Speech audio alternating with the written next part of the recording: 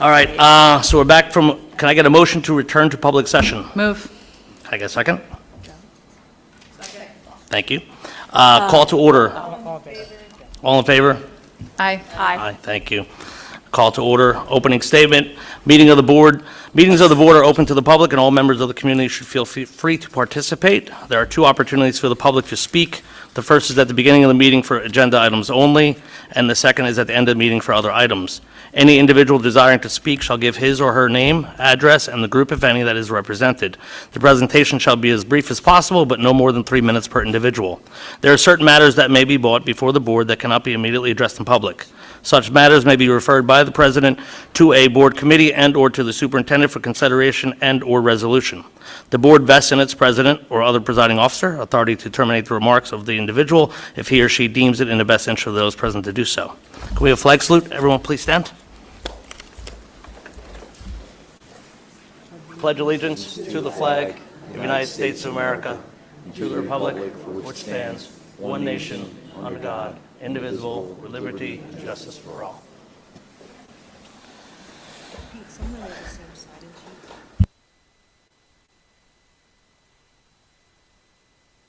That.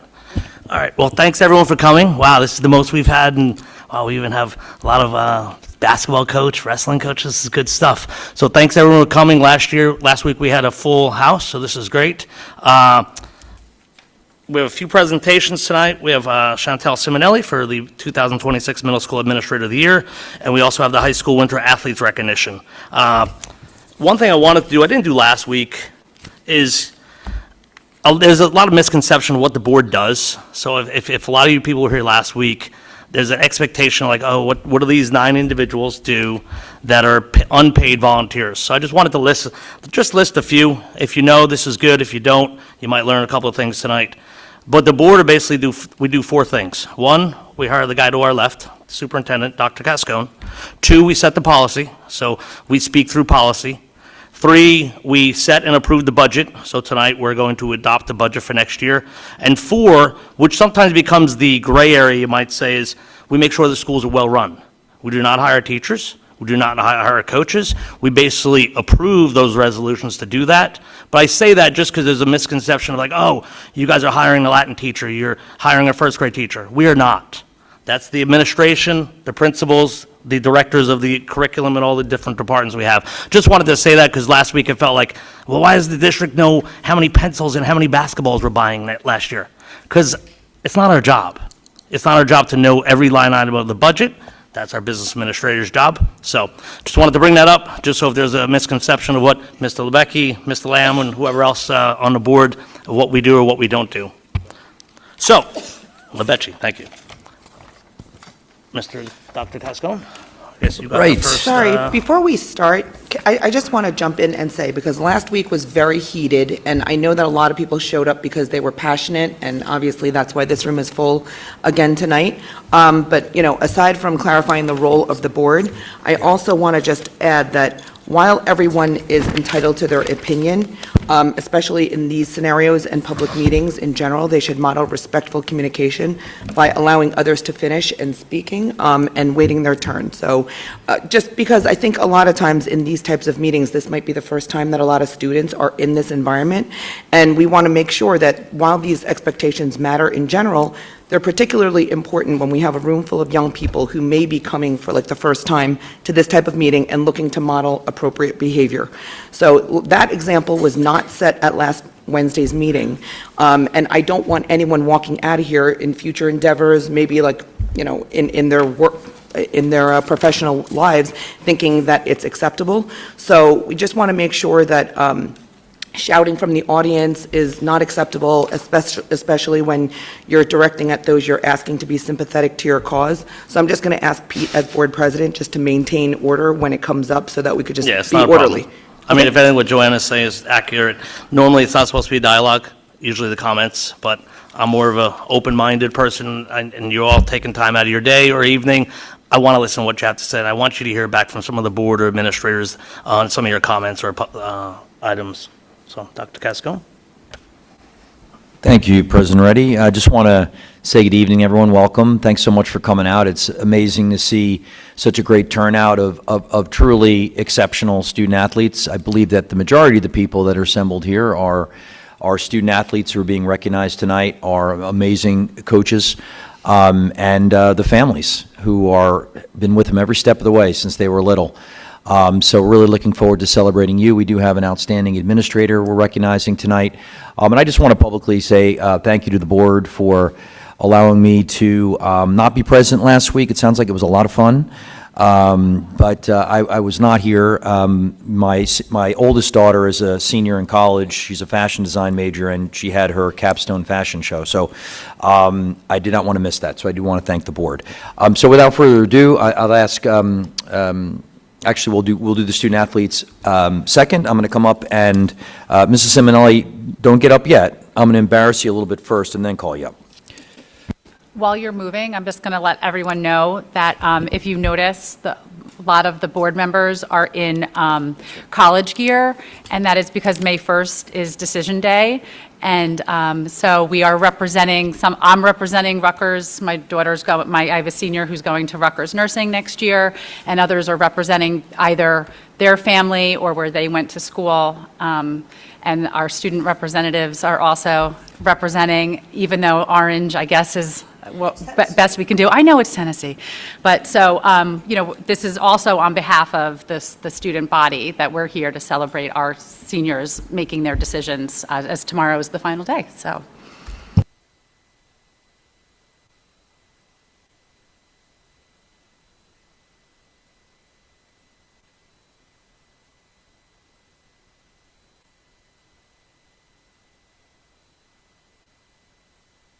So it's my honor and privilege to acknowledge a member of our administrative team, Chantel Simonelli. She was this year awarded a truly amazing distinction by the State Association, the New Jersey Association for Middle Level Education or Middle School Education, and she was named as the 2026 Middle Level Administrator of the Year. So come on up, Chantel. We'll give you a round of applause.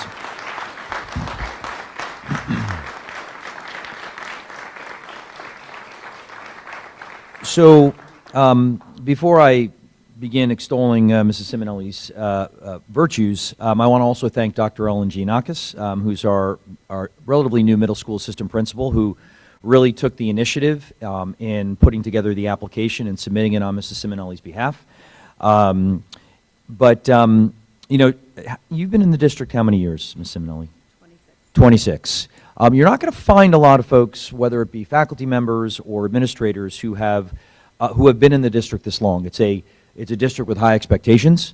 Really, only people who are of the highest caliber not only perpetuate here and succeed, but maintain positive public relations with all of their stakeholders. And so that is a testament to Mrs. Simonelli's leadership and her demeanor and her character. Served for 7 years as the assistant principal? 7 years as the assistant principal, and really as a superintendent, it's, having knowledgeable principals, having principals who understand the culture, the community makes my job easy. And so with that, Ms. Simonelli, we congratulate you. It is our honor to recognize you tonight and for the board to recognize you tonight. So a round of applause. Would you like to say a few words?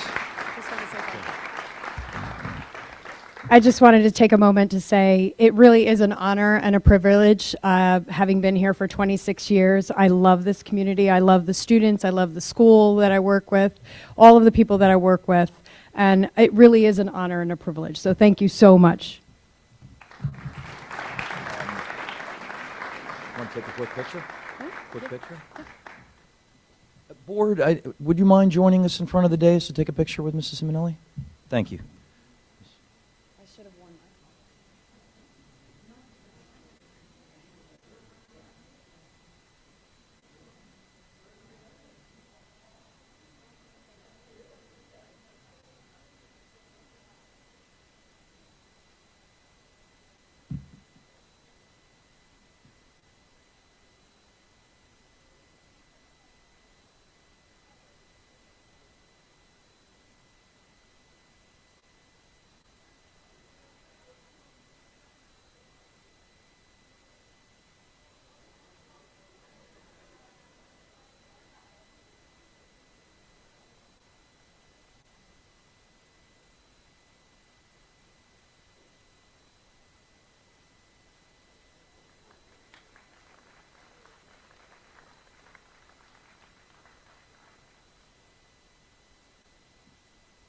Okay, and now for our exceptional student athletes, I'm going to ask Mr. Casal, who's going to come up and serve as MC of this next portion. Dr. Herritz and I are going to assist.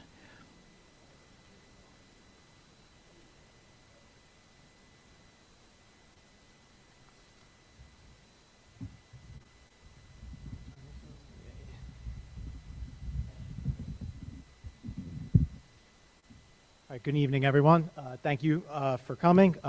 This is our winter recognition for our winter student athlete outstanding accomplishments.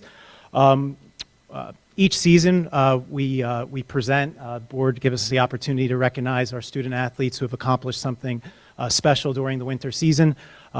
Continuously, our teams are winning division championships, making first, second team all-shore, competing at the state level, winning individual championships.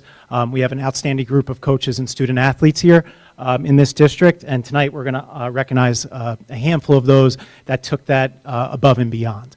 So student athletes, when you hear your name, you're going to come up and grab your certificate, okay? All right. All right, first up is our boys swim team. Year after year, our boys team is the best public school in the Shore Conference, which is comprised of Ocean and Monmouth County. This year, we gave CBA a run for their money. Outstanding job year in and year out by our boys swim team, competing at the highest level in the sectional championships. Last couple of years, we've won a couple of them, finished second a few times, but year in and year out, they do an outstanding job. Tonight, we're going to honor a few individuals that were Shore Conference champions. So first up in the 100-yard freestyle is Chris Hall.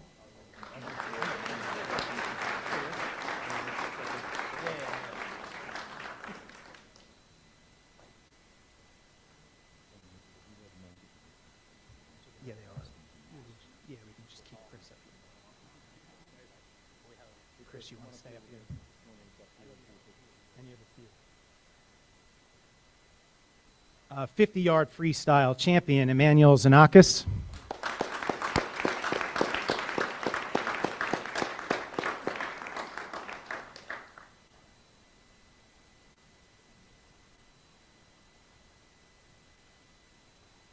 Congratulations.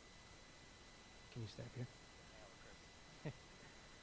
here? Next up, you have a double champion, 200-yard individual medley and 500-yard freestyle, Dylan Wan.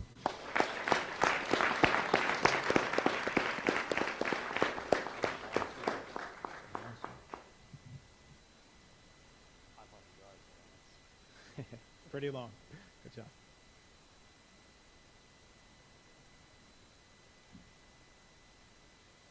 Okay, next up we have a relay team, 400 freestyle relay.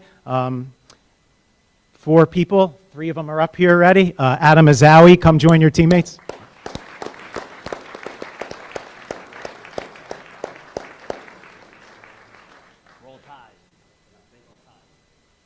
Adam Azawi, Chris Hall, Emmanuel Zanakis, Dylan Wan.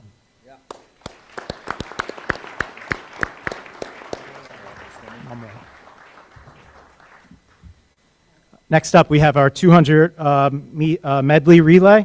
Andrew Sellinger, come on up.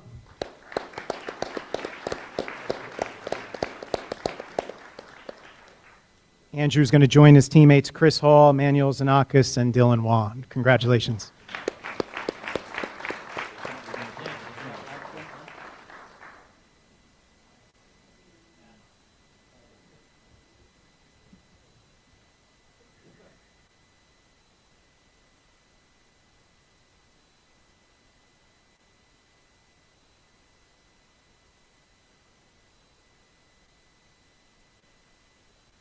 Congratulations to our boys swim team and Coach Brennan.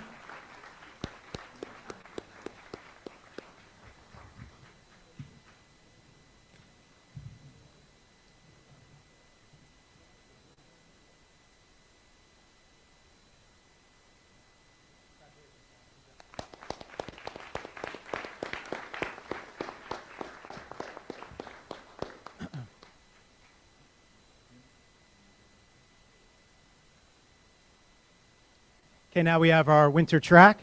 Getting Again, really competitive Shore Conference. Tonight we're honoring a few individuals who were able to win at the sectional meet, which is Central Jersey Group 2. Okay? First up, your 55-meter sectional champion, Aylin Peters.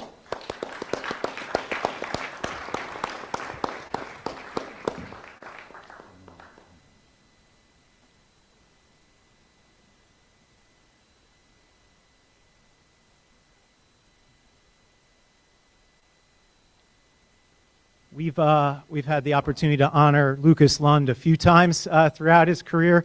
Lucas is a sectional champion, a group champion in the high jump. He finished 5th in the media champions in the triple jump, and will be attending Cornell University next year. Lucas Lund.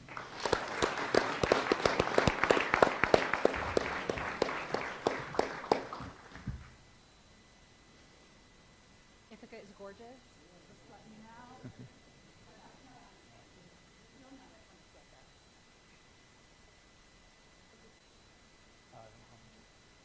All right, now we have a relay team. Our sectional champions in the 4x400 relay, Tegan Flaherty.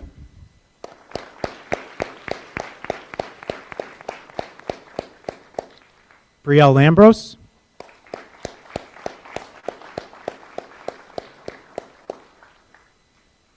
Bissy Mamagunje.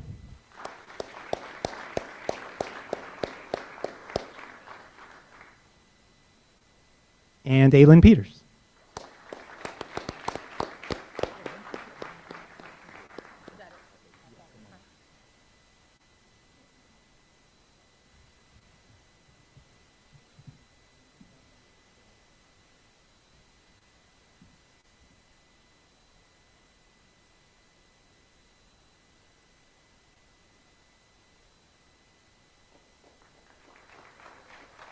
Congratulations, winter track student athletes.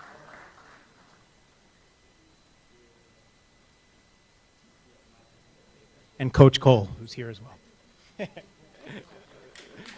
Sorry, Coach. I did. I gave him. I did. He was there.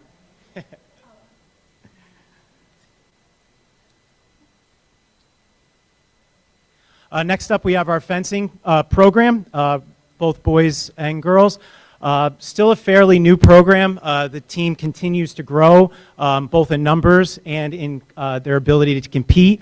Our Coach Quinn, our coaching staff, and the student athletes do an outstanding job as our fencing program continues to compete at the state level. First up, 8th place finisher individually in the state championship this year in girls foil. So Liz Beckiance, come on up.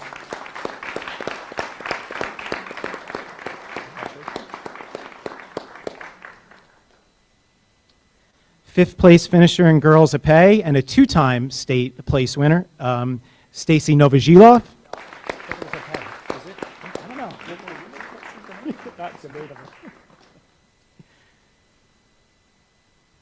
And for the first time in school history, we have a first place boys saber, so he's a state champion. NJ.com Fencer of the Year, Johnson G.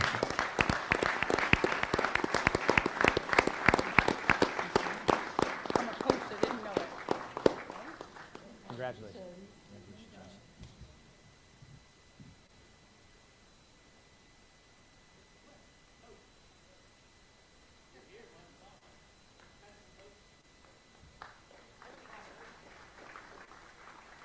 Congratulations, bud.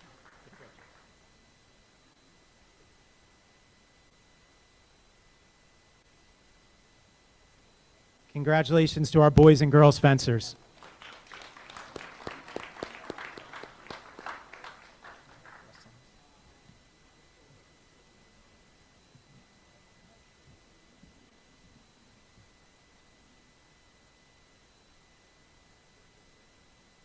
Yeah. Next up, we're going to honor Alex Reyes. Alex is a best wrestler Holmdel's ever had. He stayed here with his community and his teammates. They work hard under Coach Oxley. Our wrestling program does an outstanding job both as a team and individually. I'm here to honor Alex after 4 years of accomplishments, a four-time district champion, a three-time region champion. He finished 7th in the state as a sophomore, 5th in the state as a junior, and this year he finished 3rd in the state. Alex has 163 career wins, which is the most in Holmdel history, and I believe top 5 in Shore Conference history at this point. Alex will continue his career at Rutgers University, where he will wrestle. Alex, outstanding job, great career. Come on up.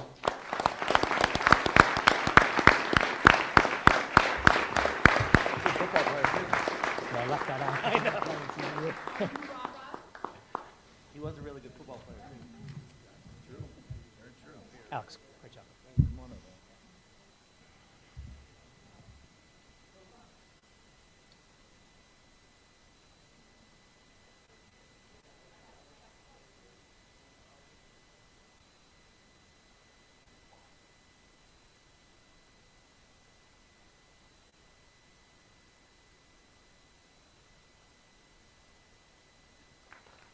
Alex Reyes.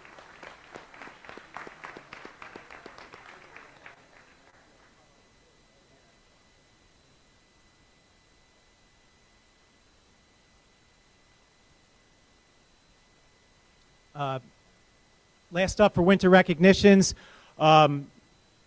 boys basketball, 1,000-point scorer. Year in and year out, our boys basketball team competes in the strongest of divisions. The boys give everything they got under Coach Devaney. Year in and year out, we're competing in the Shore Conference and state tournaments. For a small Group 2 school in a division with CBA, Manasquan, et cetera. They do an outstanding job. Individually, we've had a handful of 1,000-point scorers in my 4 years here, and adding to that list, and deservingly so, is Jack Valillo. Jack is a two-sport athlete at Holmdel. Just to put it in perspective, Jack scored 100 points as a freshman, 192 as a sophomore, 309 as a junior, and he had a little bit of work to do, but he stepped up and scored 460 as a senior, 1,062 career points. Congratulations, Jack.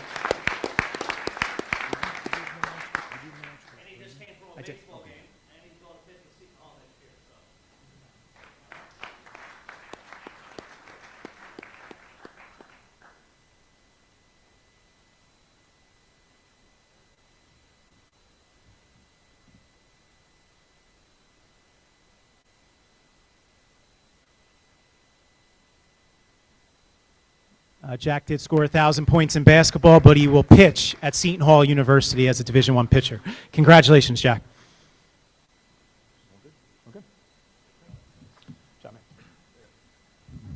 I know Mr. Casal mentioned it. I just want to reiterate it. I said it a little bit at the beginning, but I just do want to acknowledge our coaching staff in the room tonight. I mean, the amount of time that these folks put in, the hours, the love, the care is truly amazing. We're blessed to have outstanding coaches in our district. So if we could just give the coaches again a round of applause.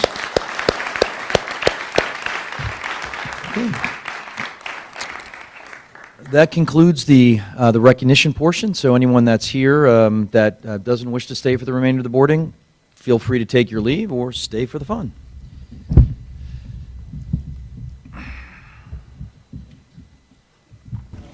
For you seniors out there, be careful. If the public doesn't know, you might see some seniors out there with playing senior assassin with the goggles Bella Spicer has. When she's off grounds, you know, she can get shot with a water gun. So, Alex and James, be careful, and all the swimmers. So what Mr. Casal didn't mention, I don't know if Mike's still in here, but there was at least, is it 5 Division I athletes playing? I don't know the number, but yeah, we have quite a number of It's at Division least I. 5, I We're know doing this. our Division III signing, I believe, on May 5th or 6th. We have a number of Division III athletes as well. So, yeah, I mean, for a school our size, and considering the number of students that get recruited and don't stay in Holmdel, you know, our accomplishments in, you know, on the athletic fields and courts it's pretty amazing. Agree. Thank you, sir. Brings us to Report of the student representative board. We're going to have Antonio or Bella, who's going to take the lead? Good afternoon.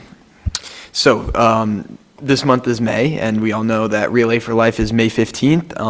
The ELT team is working hard every Tuesday to get Relay for Life finished and planned. In terms of the juniors, junior prom is May 29th, and seating charts are due Friday, and that is set, and then our theme is disco. So for the juniors, prom is all set and ready, and we're super excited for it on May 29th. Junior prom. Also, election process has started for more student body positions, so people are applying and people are running, and that will also be occurring in May. So May is like a really big month. Additionally to that, AP testing starts next Monday. That's super stressful, and not looking forward to that, but May is definitely a big month in terms of school finishing strong and sort of the fun things about school that to end off with. All right, thank you, Antonio. So just to echo what he said and add on a little bit to that, I am stressed as well, but some of the more positive side of AP testing, I think our teachers do a great job of preparing the students for it with the curriculum throughout the year, and I'm sure we will all do well as our scores remain high every year. With that, we also have obviously Relay for Life coming up, like Antonio said, and one of the fundraisers that we're running is a color runathon. So essentially, it's pretty self-explanatory based on the name, but essentially, it's going to be down at the field around the track, and I believe that if it's what I'm thinking it is, they are throwing like colored balloons at you and you wear like a white shirt, and the amount of laps is like raising money, and I believe it's $25 to attend, and all proceeds are going to American Cancer Society. So again, it's a great cause. We have in other news, the Relay for Life apparel sale.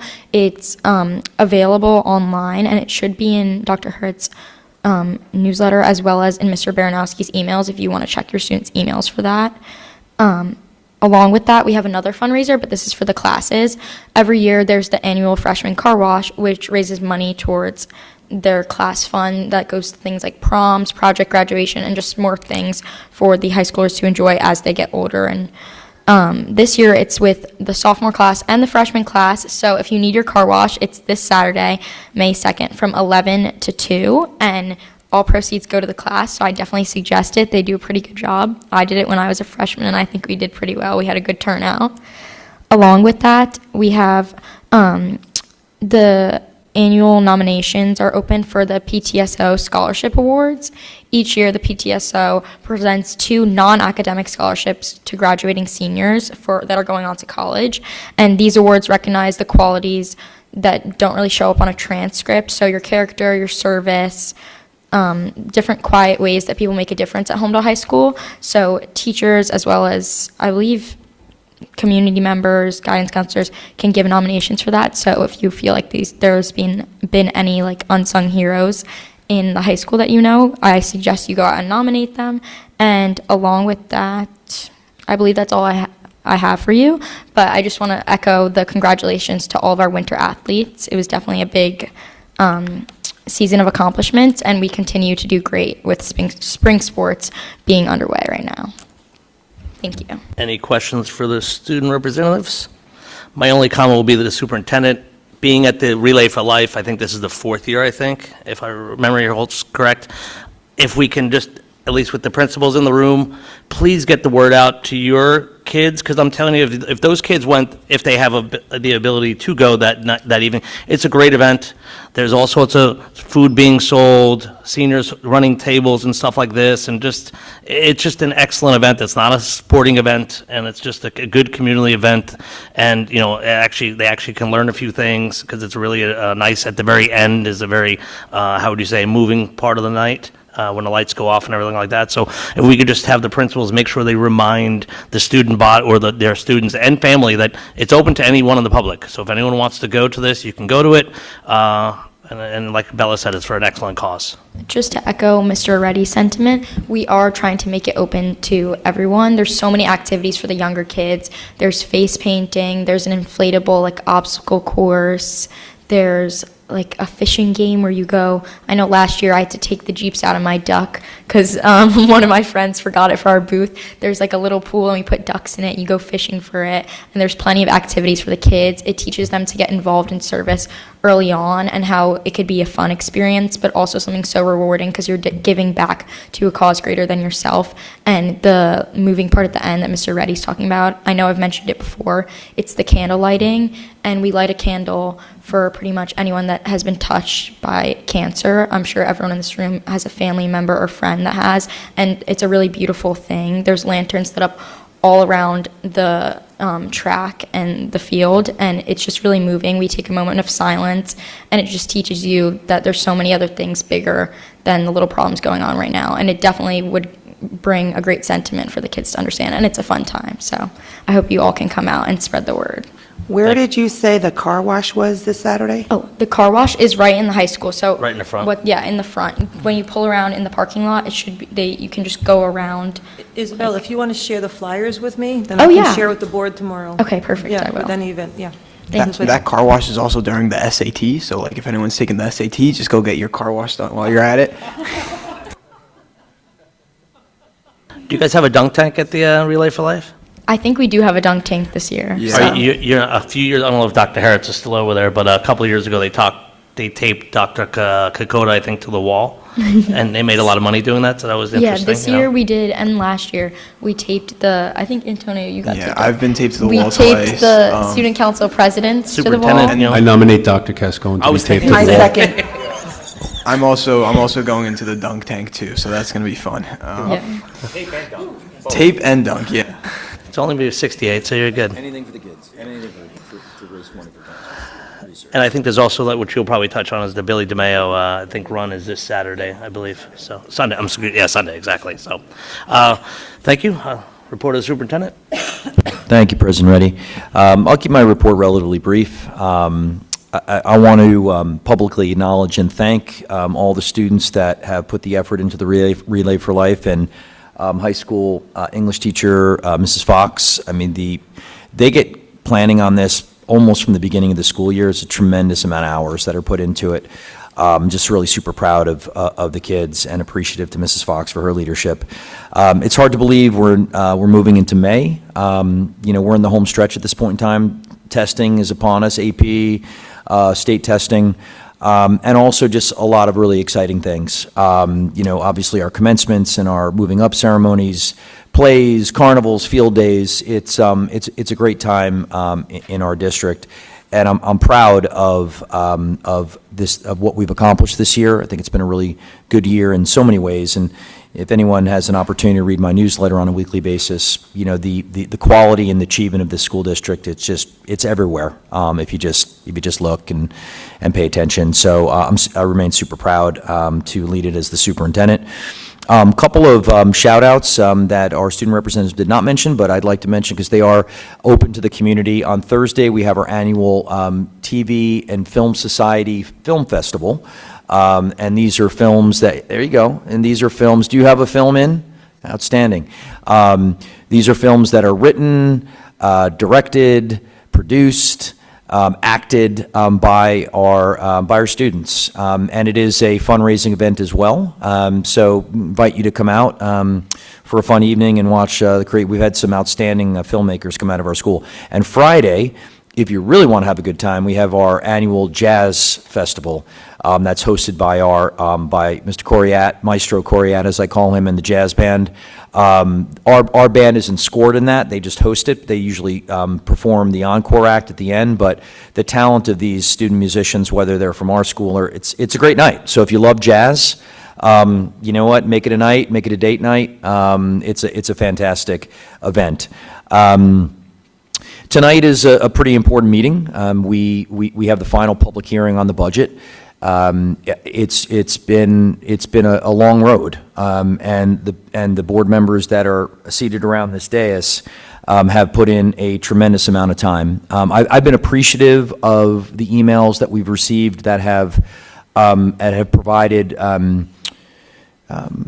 thanks to board members because they truly deserve it. It's not easy being in the arena.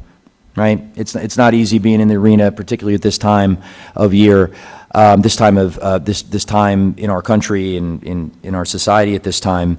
And each and every one of them, I can say, is, their only agenda is trying to do through these very difficult times what is in the best interest of the district, and that's rarely easy these days.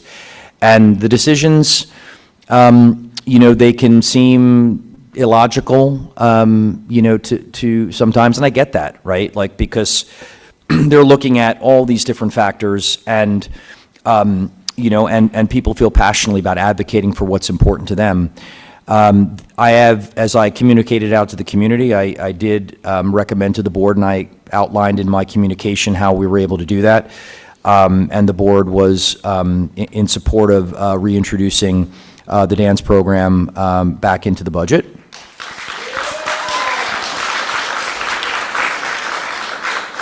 We are here to serve the community, right? And so when our community comes out and voices, hey, this is important to us, we try and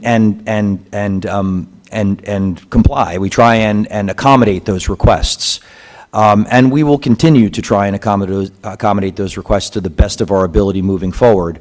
And I'll speak maybe a bit more about this when we get into the final budget hearing presentation. That's going to become increasingly difficult. It just is, and it's math. I mean, it's actually really simple math, and I'm not really an abstract math guy. I'm not a calculus guy. This is simple math, and it's going to become increasingly difficult. But I think through every process, there are things learned, right? Through what took place last week, the board learned, I learned, right? And we don't know things sometimes until people come out and voice that, right?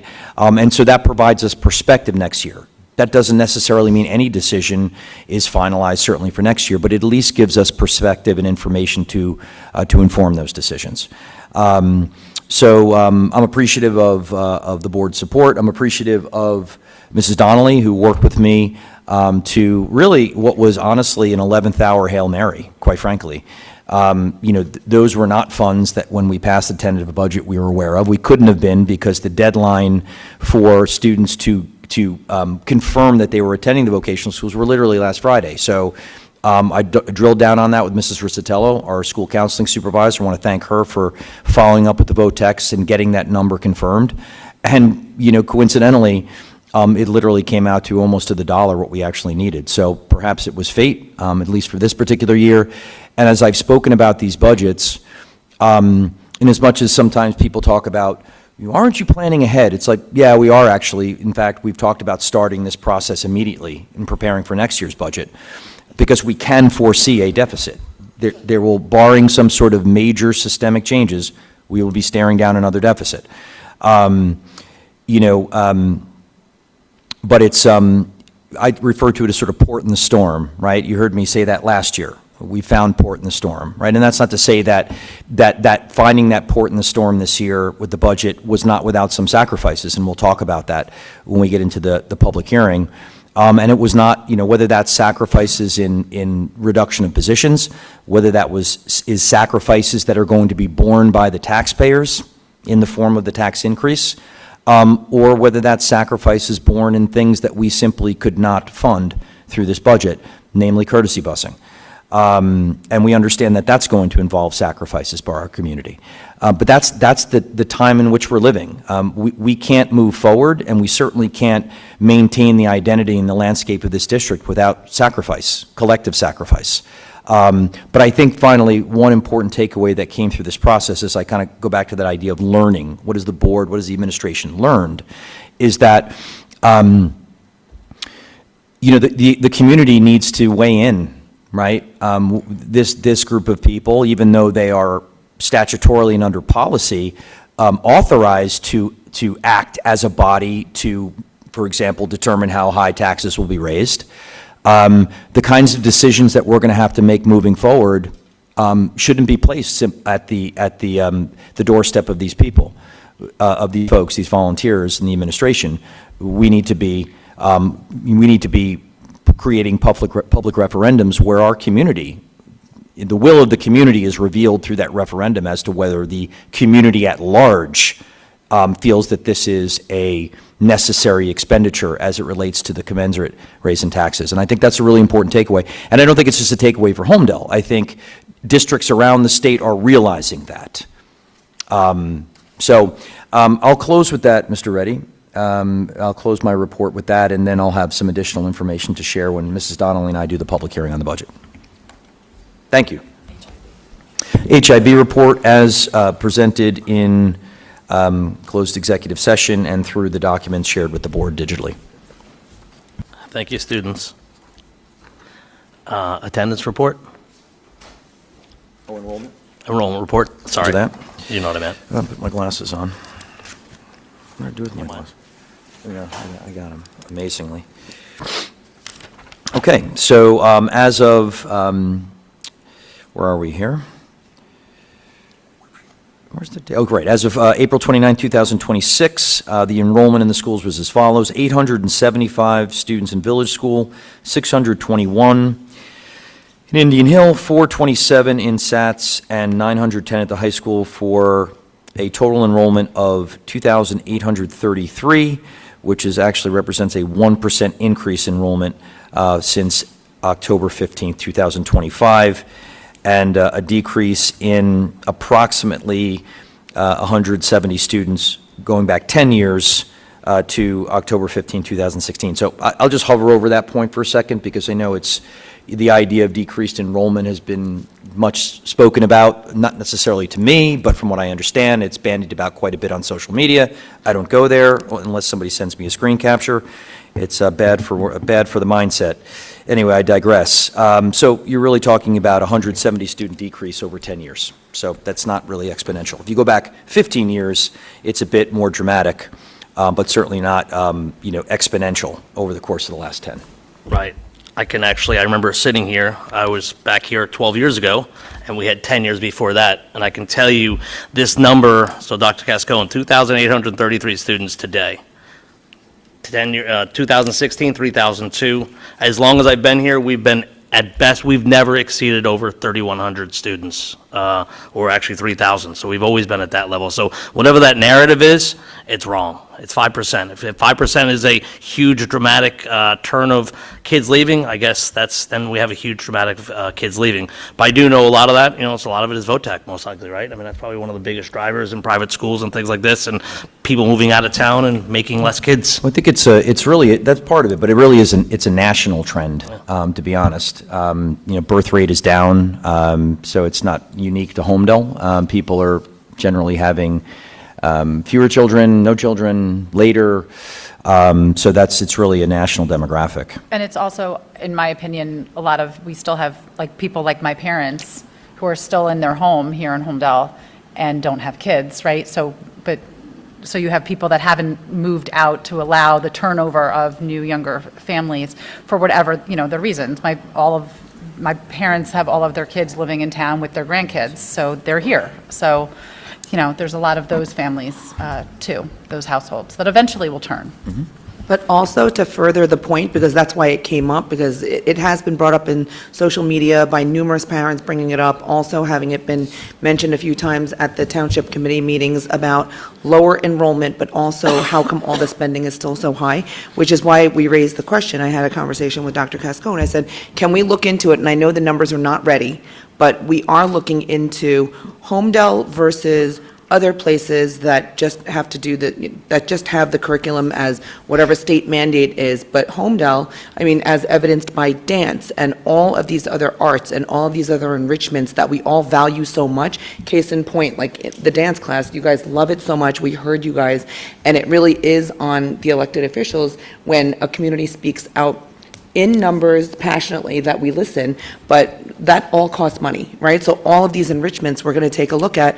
We're not trying to get rid of them. We want to see, relative to when we grew up over the trend of, 30, 50 years of over this period, what are the required, state mandated required courses versus everything that Holmdel has to offer here, and just to see what that differential is, because whether we're talking about enrollment or just how rich the Holmdel curriculum is, we really want to know where the money goes to be responsible stewards of this district, but everything costs money, so we're going to dig into that deeper.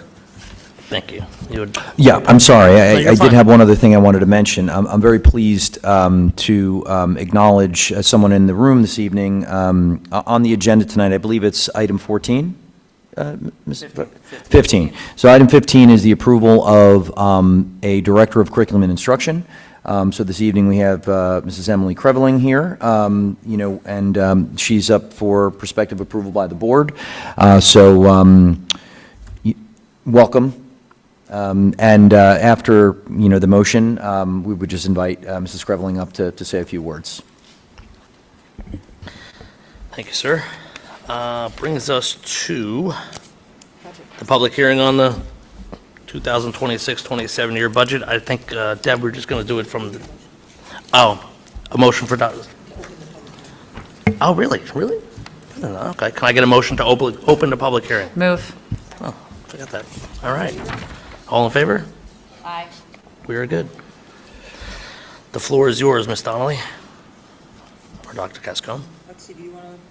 Yeah. If you would just skip to,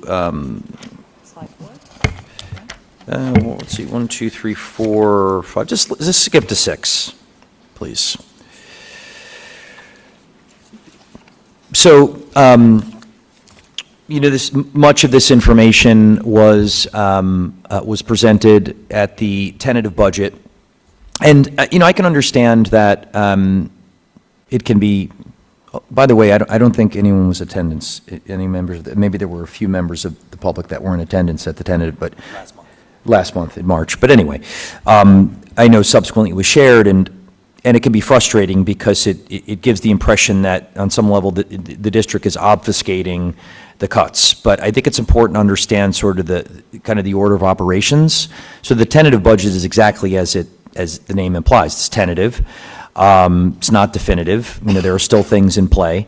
When a staff member is impacted by a reduction in force, the statutory deadline by which they need to be informed is May 15th. There is a contractual obligation here per the bargaining agreement with the Education Association that sets the deadline at April 30th. We informed any staff who might be impacted on March 30th. So we informed them not only in advance of the contractual obligation, but also in advance of the statutory, the statutory deadline. And really, so we were balancing in presenting that information, being discreet in deference to the staff members who were impacted, which is why we really spoke in really more generalities like you see on this slide here. I will go over this slide again, and then the next slide, I have had a few members of the community reach out and inquire, so what were the other cuts? Kind of like wanting to see it in the context of the discussion around dance, which was a very fair question. And I want to thank Board Member Manning, who really just said, I think it's important for us to share that more widely with the community, and I agreed. I think that was an absolutely astute suggestion. So you can see exactly where the cuts came from, the reduced positions came from, and then also ultimately like how many people were really impacted, because we were able to actually retain many of our staff members by way of attrition to fill retirements and things of that nature. So when the dust settled on it, there were 15 full-time certificated positions reduced in the budget. 11 of those were instructional, meaning classroom teachers. There was one instructional coach, which was the last instructional coach remaining in the district. It was an elementary literacy coach. One school counselor, one clinician, and one administrative position, meaning an administrator. We were able to retain 9 of those 15 employees by attrition, sort of what we say backfilling them into a position that was vacated as a result of a retirement. There were 6.5 uncertificated, what we call educational support professionals. There were 3 paraprofessionals, 2.5 administrative assistants, 1 custodian, and 3 of those 6.5 were able to be saved or retained by way of attrition. We had 2 part-time certificated staff. These were 0.5 physical education and art at Village School. And really, the reason why we reduced those was not because we don't care about the arts, because we do, but because when we reduced the classroom teachers at Village, and I'm not going to go too deep into the weeds on the schedule and how it relates to the collective bargaining agreement, but by reducing those 4 teachers, we needed fewer related subject teachers to cover those classroom teachers during one of their 2 prep and professional periods that occur during the day. Because essentially when, and I am going to digress a little because it is really relevant, if you've been following along in terms of the negotiations, it's been quite a saga. But when that second professional period was built into the schedule, previously, before that, the classroom teacher taught that period. And they taught either science or social studies during that period. So when they were now provided that second professional period, we needed to bring more faculty members into the school to now teach science or social studies. But that alone does not cover the second professional period for all the faculty members in the school. How do we cover the other ones? Through related arts, physical education, art, music, etc.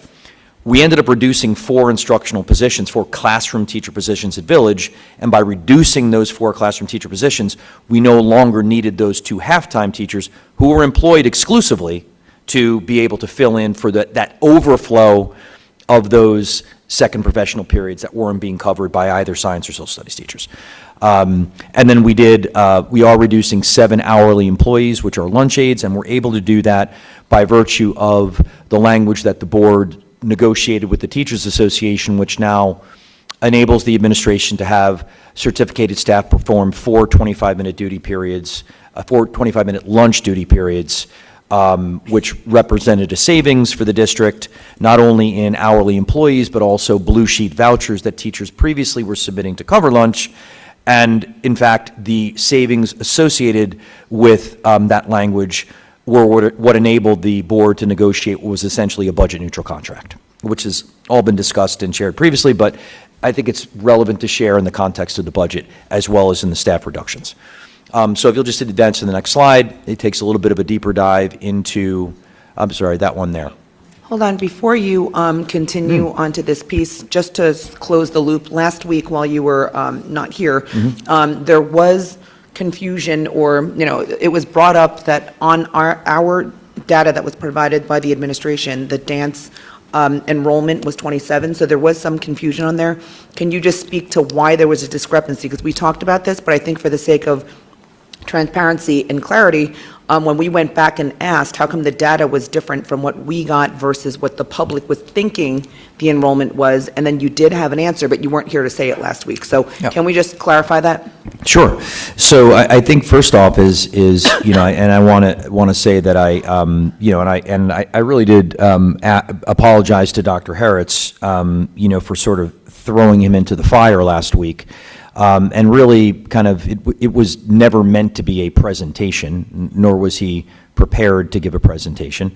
Furthermore, the decision was not Dr. Harritz's, right? So at the end of the day, the documents that he shared were really internal documents. One could argue that they were really not even necessarily presented or formatted in such a way that was really appropriate for public consumption, but that's neither here nor there. I think that where it came in is yes, there are 2 buckets of data. There's the enrollment at the high school, which is, I think next year actually, if my memory serves me, is actually somewhere around 37. Then that's spread out over 3 levels of dance, 1, 2, and 3. They are semester courses, and then there's also an adaptive dance course. Those cohorts, semester to semester, can overlap, right? So in other words, you might take dance 1. So in other words, you have 10 students in dance 1, and you have 12 students in dance 2. They may be different. They may be some of those may be the same students who are moving up through the levels.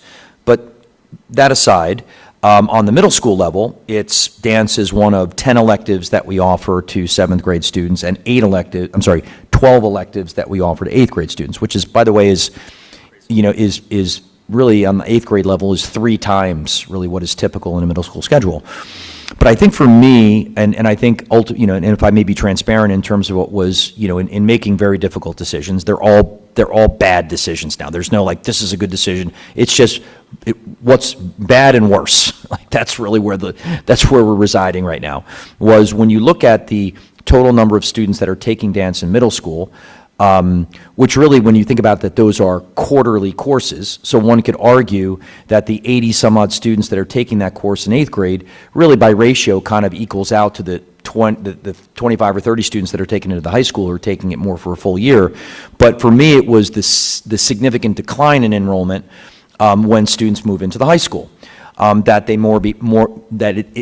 how I interpreted that is that they were, maybe perhaps more exploratory and maybe whimsical about taking dance in middle school, but as they moved into the high school and now were trying to balance their academic priorities of, whatever their projected post-secondary path was. And I do think that a lot of students are presented that they would love to continue to take dance, but when it comes down to taking dance or a course that they think prepares them or positions them better for post-secondary admission, they tend to, because that's kind of we're an academic rigorous school. Our students have high expectations and aspirations for what they go after here. So that was sort of the thought process. Now, I do know that, some of what was discussed was that, we're sort of, we're hiding dance under a bushel basket. Like we're not being forthright or advocacy on the academic or course counseling process is not robust enough. Sort of encouraging kids to dance. Like, I mean, I can tell you that it's explicitly stated within the program of studies, right? So that detailed program of studies, which goes home to the students in advance and to parents, is outlines the courses, right? So, and the nature of the conversations that counselors have with kids is like they start with talking to the kids, like, what are your goals, right? Like, what are you interested in, right? And that sort of drives the counseling process. It's not a counselor saying proactively, like, unless the counselor felt like this could be good for a student, right? For some reason.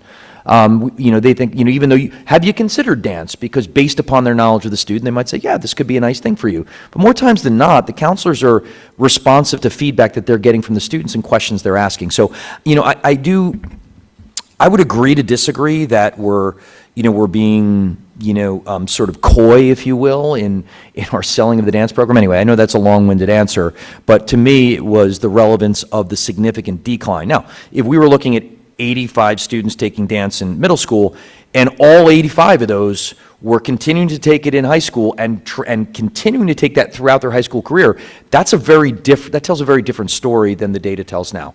But for next year, it's really, at this juncture, it's a moot point. But I appreciate the question, and I wish I had been here last week to more to assist Dr. Harretz. Sounds like he needed it. I don't, and that's not throwing shade at Dr. Harretz. That's just, we're a team, and I feel like I could have supported him. All right. You're not done with the budget yet, are you? No. Okay. Well, yeah, continuing along. I was gonna say I had a couple of questions, but Miss yeah. Lamb, took me off track, because this is an important slide, so we're going to walk through it. So really, just walking through the cuts and the reductions. Anyone that are highlighted in green, means that there was not a person, if you will, who lost a job, right? Because, as much as we can, we try and retain our good people and our loyal and capable employees. So we did, up until this year, we've had a director and an assistant director of buildings grounds. We did cut an administrative position, and I want to highlight that because that is another myth that has been. Again, no one's actually emailed me directly or sought audience with me to actually have a conversation about it, but I do understand that it's been, again, sort of ping-ponging around social media, that we're administratively heavy. It's categorically false. Not only is the falsehood illustrated by the data, which was presented last year and then again shared in my newsletter, where the data demonstrates that we have lower than average administrative salaries, we have lower than average administrative costs, and we have higher ratios of administrator to students in the county. So all the data, that's 3 data points triangulated that tell a very different picture. But additionally, every year since I've been here, I've reduced members of my own leadership team every year. There's not been a year that has not gone by that I have not reduced an administrator, and this year no different. But I will tell you, and those decisions are not made lightly like any others, but I will tell you we're lean, right? And We've prioritized, particularly, for example, we used to have one supervisor that oversaw science, engineering, technology, and math. So I did invest in that by having a dedicated math supervisor. If we want to combine, if we want to move this district forward from a curricular standpoint, if we want buildings that are safe, that are well managed, well, we need administrators to do that. Notwithstanding, we did reduce one of our administrative team again. We were able to reduce a custodial position that was by retirement. We were able to reduce a high school position that was for a teacher that left the district for an administrative position that we did not fill. We reduced one Spanish teacher position at Indian Hill School, moving to a digital program. Now, as a former world language teacher and world language supervisor, obviously, I strongly endorse world language programs, but as a world language supervisor, I did that for probably 6 years. I came to realize that that elementary language programs are a conceit. They just are. We don't have the time in the schedule. We don't have the resources. And so let's call them what they are. They're exposure programs. We're obligated by law to have world language programs K-12, but we neither have the schedule time nor the resources to be able to offer it in such a way where it becomes an acquisition model. So let's marshal our resources in 7 through 12 on the secondary level.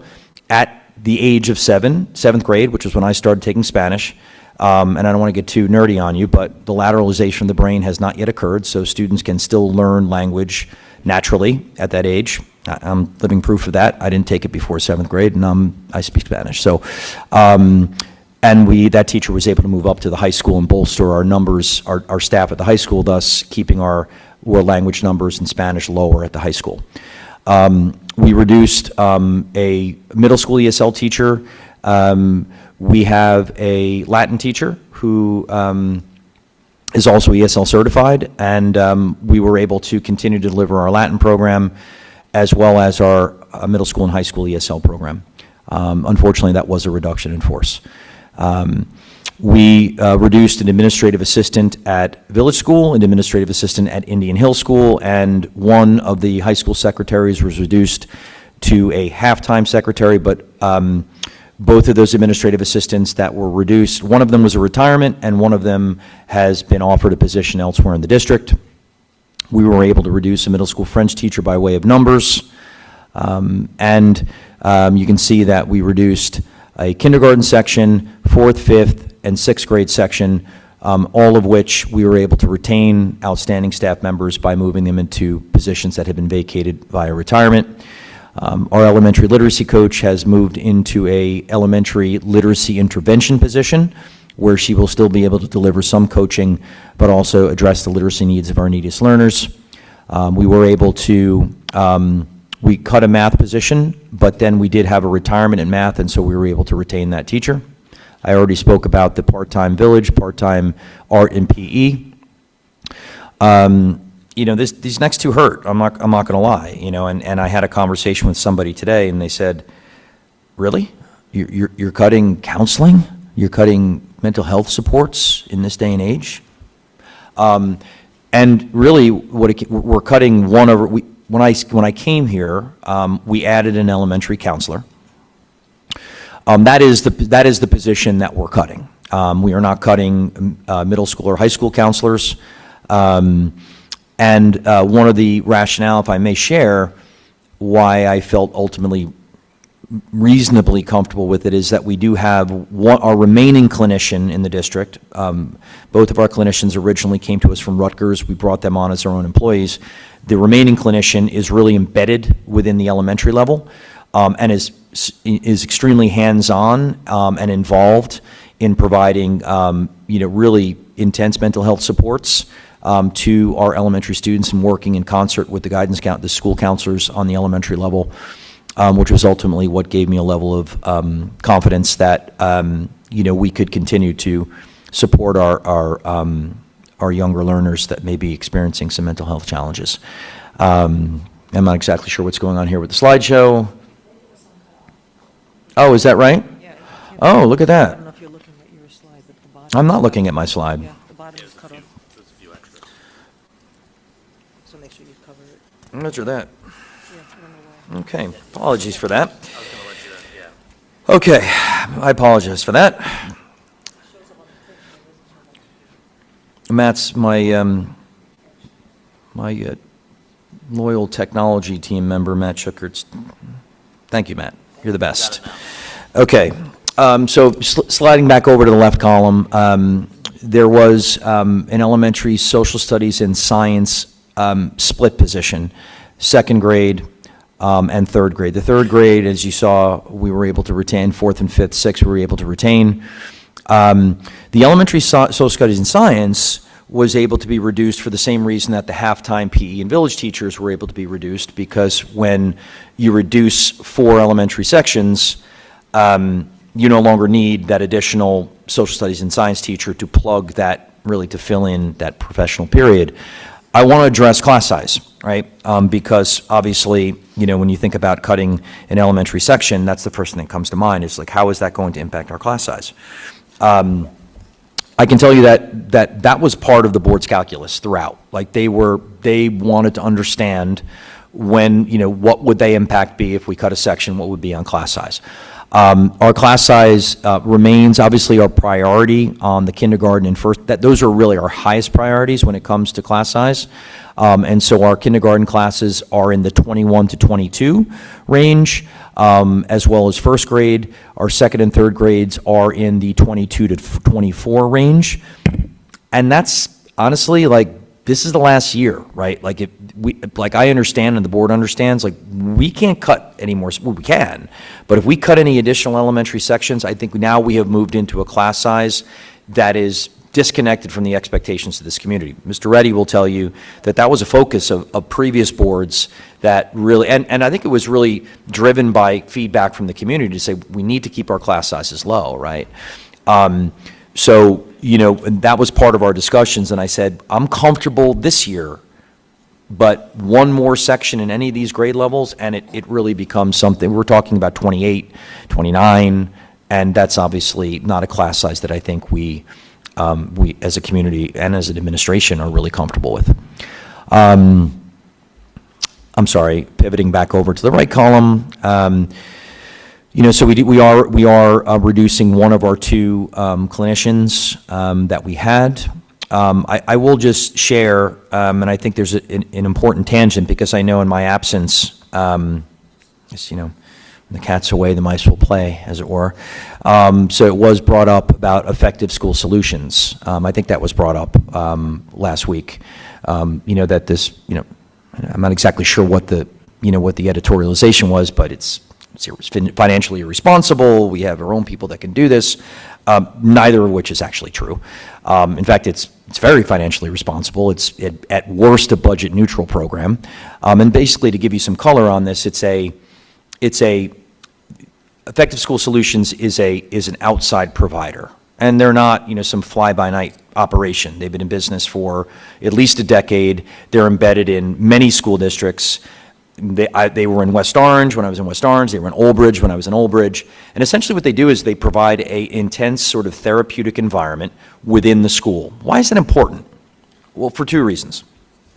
One, for students, whether they are regular education students or special education students, it provides a step-up environment into which those students can go to see if we can provide the student with the supports they need here, so that they can stay in their home school, right? I think it's more times than not, that's where students want to be, and more times than not, that's where the parents want their students to be, particularly if they feel they can be adequately and satisfactorily serviced. But it also serves as a step down, right? So it prevents, when possible and when it makes sense and is agreed upon by the child study team, and the parents are comfortable with it, an opportunity to not send a student out of district, thus incurring anywhere between $150,000 and $200,000 price tag for an out-of-district school. But it also gives us an option, as Dr. Lamogli and her teams engage with parents whose kids are out of district, say, hey, listen, are you interested in maybe having your child come back to their home high school? Well, we have something that might be able to support them, and so we can potentially bring students back, thus reducing that out-of-district. So the prospect that this is financially irresponsible is, I mean, I don't know if it's misinformation or disinformation, but it's absolutely false. Now, in terms of, our staff can do it, and I say this with all proper respect for our school counselors, and I think they'd be the first ones to admit that their credential, their license, if you will, which is a Department of Education school counselor certificate, does not qualify them to do certain things. One thing in particular is to do, a psychiatric clearance, right? So sometimes students will say something will happen, and by policy we'll say, listen, before you can come back, you need to be cleared psychiatrically, if you can stay. Typically, if a parent has their own counselor or a therapist, they can go there. But if they don't, they're in a psych ward in a hospital. And I told the association, I said this publicly when the association president, Mr. Sorrow, brought this up the first time of multiple times, and I stated that publicly. And I said that is a added benefit to this, is that we can save our students the trauma of having to go to a psychiatric ward to be evaluated. So, but I mention it in the context of the loss of the clinician because it's an example of another mental health resource and support that's built into our high school. These are factors that led me to ultimately say, certainly don't want to reduce that person. She's an outstanding employee, an outstanding clinician, but these are the kinds of factors that we consider when we're making these difficult decisions. Finally, I spoke about hourly employees and how we're able to reduce them, and paraprofessionals. So board members, and I want to give this an example of good questions your board is asking when I make recommendations. They are not, I can assure you that this board is not a rubber stamp. As much as they have confidence in me, they are not a rubber stamp. That they said, well, wait a second. What does that mean for our special education students? Your board asked that question. It's a good question. It's an important question. And I said that these are as a result of the good work that Dr. Lamoglia is doing with her child study teams, is because the goal when you have a student in special education, ideally, is that they transition to not needing it, right? Even within the program, it's the least restrictive environment. So if we're doing whenever possible, we want to move them into the least restrictive environment, which ultimately is being declassified. That's the goal, if we can do it, right? So what that means is that students are showing progress through participation in our special education programs, and whereby previously they required a paraprofessional, the child study team has determined, and the parents are in agreement, that that's no longer necessary. So that's how that happens. As a special education provider, I always say our job is to put ourselves out of business. Like if we're doing our jobs, like that's the hope, right? Is that in the end we put ourselves out of business. That's right. So it doesn't always work that way, no. But Yeah. So that's, that's really, those are our reduced positions. That's, the reasoning behind it or how we're able to do it. And I will just conclude with this, and I'll turn it over to Mrs. Donnelly to talk about, some of the changes to the budget that happened between the 25th and the budget we move forward tonight, is that we're still who we are, right? I think that's one thing we can feel good about, when this budget passes, is we're moving into the 26-27 school year. The Holmdel that we know, and the Holmdel we love, and the Holmdel that we expect, we are that district. And next year is a new year, and we'll approach the challenges as they come, and hopefully we continue to maintain our identity moving forward. Ms. Donnelly? I was going to say, Matt, can you go back one slide? Right there. No. One more. Go down. No, the other way. One more. Stop. Yeah, just, I don't know if you wanted to touch on this one, but these are some of the things Dr. Cascone already hit on from before about the VOTEC. We're actually, thankfully, we're lucky this year that we have actually less going to VOTEC than we budgeted for. But the inefficiencies and all the other challenges, but obviously we've been talking about them for months, from energy, transportation, and obviously the number one, for those that haven't listened, that we've been saying it for months, last year benefits cost was $15 million. This year it's 19. It would have been 20 and a half, am I about right? Didn't we save about $1.5 million? Yeah. So basically that's $5.5 million we had to go find in the seat cushions or wherever else it might have been. So that's by far the biggest white elephant in the room. And next year the white elephant isn't going anywhere. It's going to be back here again.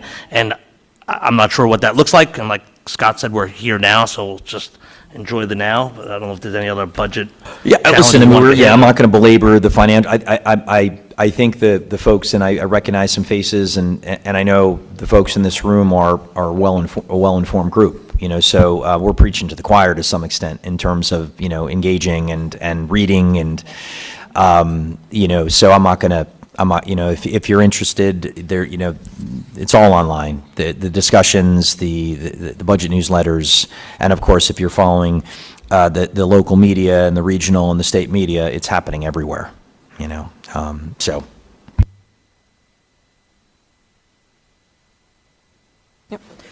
What's that? I got the clicker. Okay, I'm going to take this from the standpoint of the changes from the tentative budget and just highlight some of the items that are in the budget without going through the details that we did last month. And the tax impact, I'll review that again, but that remains unchanged even though we had changes to the budget. So when we presented this at the tentative budget, we presented a $70 million property tax levy. That does not change. And our state aid at just over $5 million. That does not change. Those are our two largest revenue sources, and we discussed at the tentative budget that we don't really have many opportunities to raise revenue. Those are our two primary sources. But you'll see down at the bottom, the other revenue has increased by $920,000. By request of the county office, we were asked to bring our preschool program into our regular budget. It was previously in an enterprise fund, which is where things that operate more like a business, but they are recognized in our student headcount, and she asked that we bring it in here. So that is the revenue. It represents an estimate of 92 students for next year. And if you're asking, we currently have 95 students, but students come and go sometimes during the year, so that is more of a composite number. Hey, Deb, is that coming from the state down to the county? Is all the counties almost reporting it the same way? Is it? I don't know how Okay, other I'll just- schools, some schools have it in not every Fund school 20, has which is it, a right. Mm-hmm. because they have the grant. We don't utilize the Right. grant, so Did you, it's did different. you just mention that the preschool money is now allowed to be counted into our budget? Is that in perpetuity, or is that a one-time for this year's budget? No, we're moving that. We're allowed to into- do that we're- from yes. moving forward. So Normal. then changes, so if we increase the tuition rates for Well, preschool and stuff remember, like. they also have medical benefits and all the other, right? So as Right, so those go there's up, that right, cost so associated cost with is that associated, transition now Yep. where it was Right separate. now, the current analysis, we are still around break even with that program. And the budget is a break even program. That's exactly where We're I was not going. I making- think it could be we're not good or really bad. Right, making because, money. I mean, we've talked about expanding that program, but we couldn't use the funds associated, the tuition funds Right now, associated there with are that. 82 kids actually enrolled for next year. So we And what was estimated the that- number last year, or this year? Currently, we have 95 kids. Okay, in so the it's a program. drop of 13. But that's enrolled right now. The process is Right, still right, I ongoing. understand, There but are I'm just tours saying set current up, right. state, sure. So that's why we chose 92, because we may have a student show up on November 1st that moves in, Yes. right? We're not getting the full tuition, right? Or you might have a student move out. So 92 is a good composite Right, so it's good from the number. tuition's perspective, because it's increasing our, Right.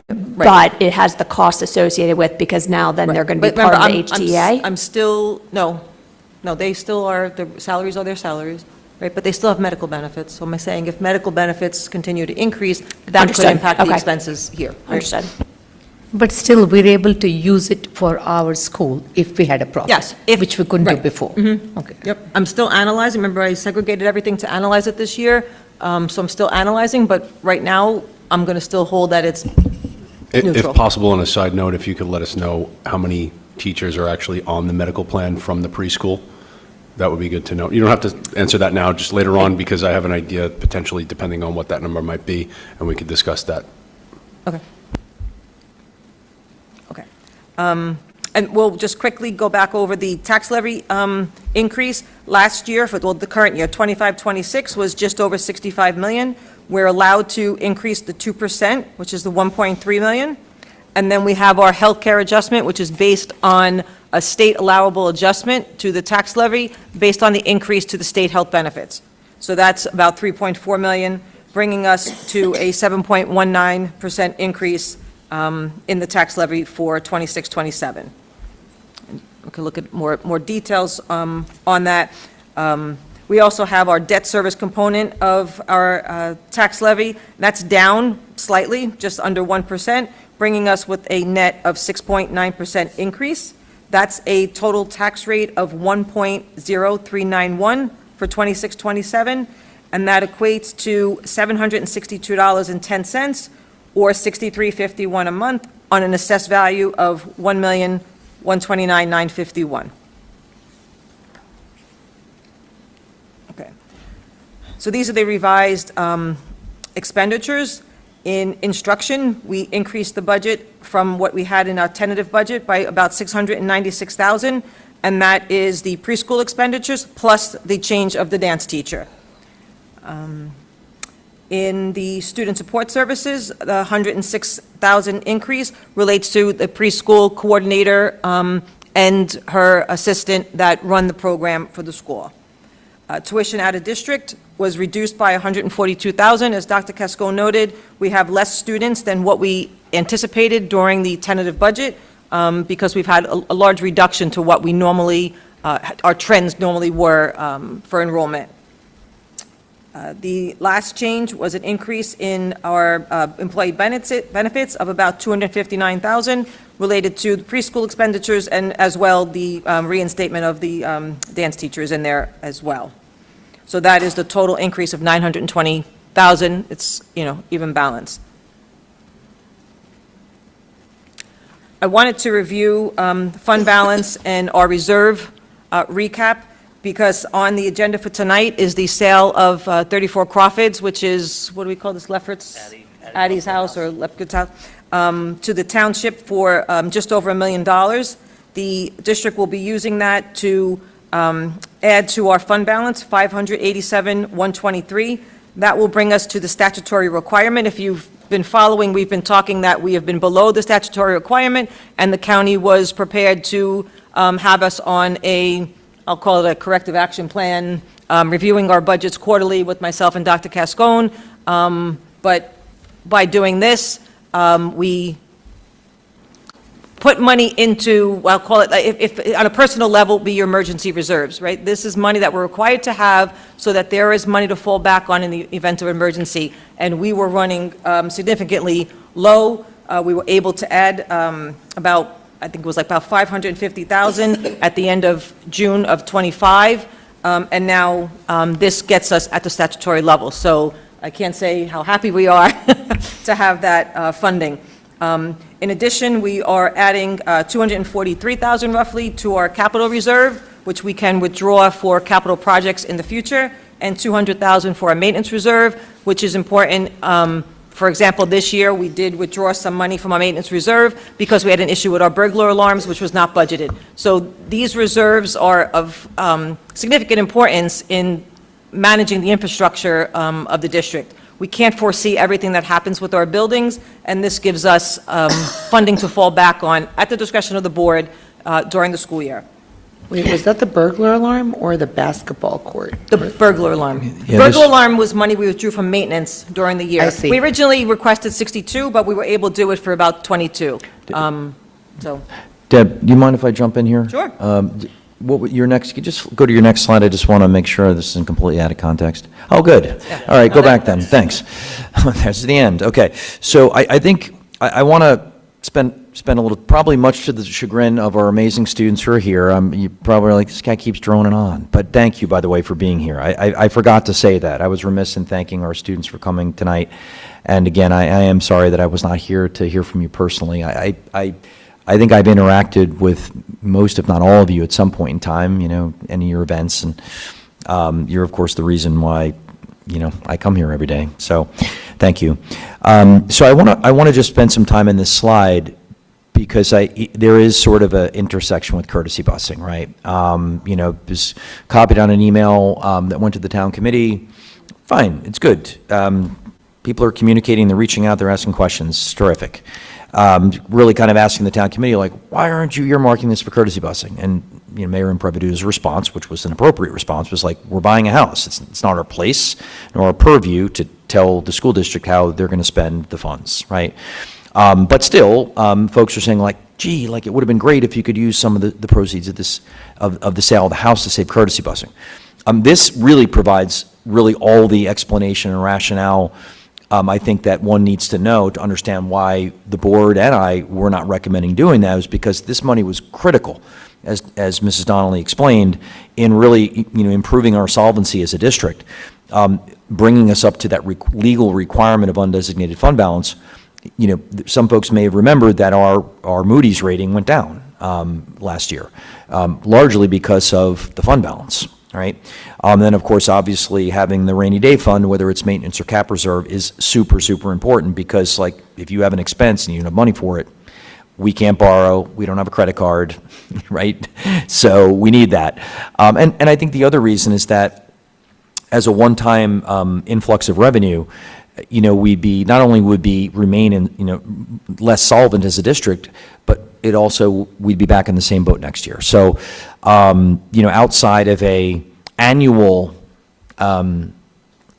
infusion of that capital, that revenue, those were kind of the driving, kind of reasons behind the board's and the administration's recommendation, the board's support for the use of the revenue for the purpose as outlined by Mrs. Donnelly. And just following up on subscription busing, last week I talked about it, and I said May 11th for the eligibility chart, whether you were courtesy or not, and the survey maybe by May 15th, but I think we're ahead of schedule. So meeting with the transportation coordinator tomorrow, we should be able to finalize and post the eligibility list by the end of day Friday, and hope to have the survey out by midweek next week. So we're a little bit ahead of schedule on that. So thank you to Sandra for... Quick question. Do you want to, hold on one second. Do you want to? We have to open this to the public to make comment. Yeah, if this they want is, to on the. yep, I This is understand. their opportunity Right. as a public hearing for, Right, but before we're going to do that, I'm going to hear from the board Yeah. first. Right, I'll hear from the board first. But one question, as you were talking about subscription busing, crossing guards. I know that's obviously, it's sort of not in our lane, but I know we provided some of the Provide information. the list. I haven't heard. And it was about, anything how yet. many, give or take? Recommendation, 10, It 15? was probably, well, because the complex is the same, so 6, 7, 8, Right. 9, 10, probably 12. I'd say Exactly, about just so 12. if anyone's listening, it's about 12 crossing guards throughout the town. So it's really not I really thought it was going to be 40, 50, whatever number it is, so it's a very small number. It's right, recommendation, they can do more. Correct, exactly, it's up to them. So, yeah, any board comments, and then we'll open up to the public. And for the budget conversation, it's really comments, it's not a dialogue, especially for this only. So, Joanne, I see your mic's So on. before we move forward, I don't really want to go back, but just a clarity on the French teacher. I saw that as the reduction in force. Do we have another French teacher, or is that just not an available language in SATs now? Yeah, so. I wasn't sure if we had more than one or. Great question. So we will continue to offer our French program in the middle school and high school level. Our high school French teacher, Madame Cogger, was teaching a shared schedule of Spanish and French. If you remember, I talked about the teacher from Indian Hill coming up.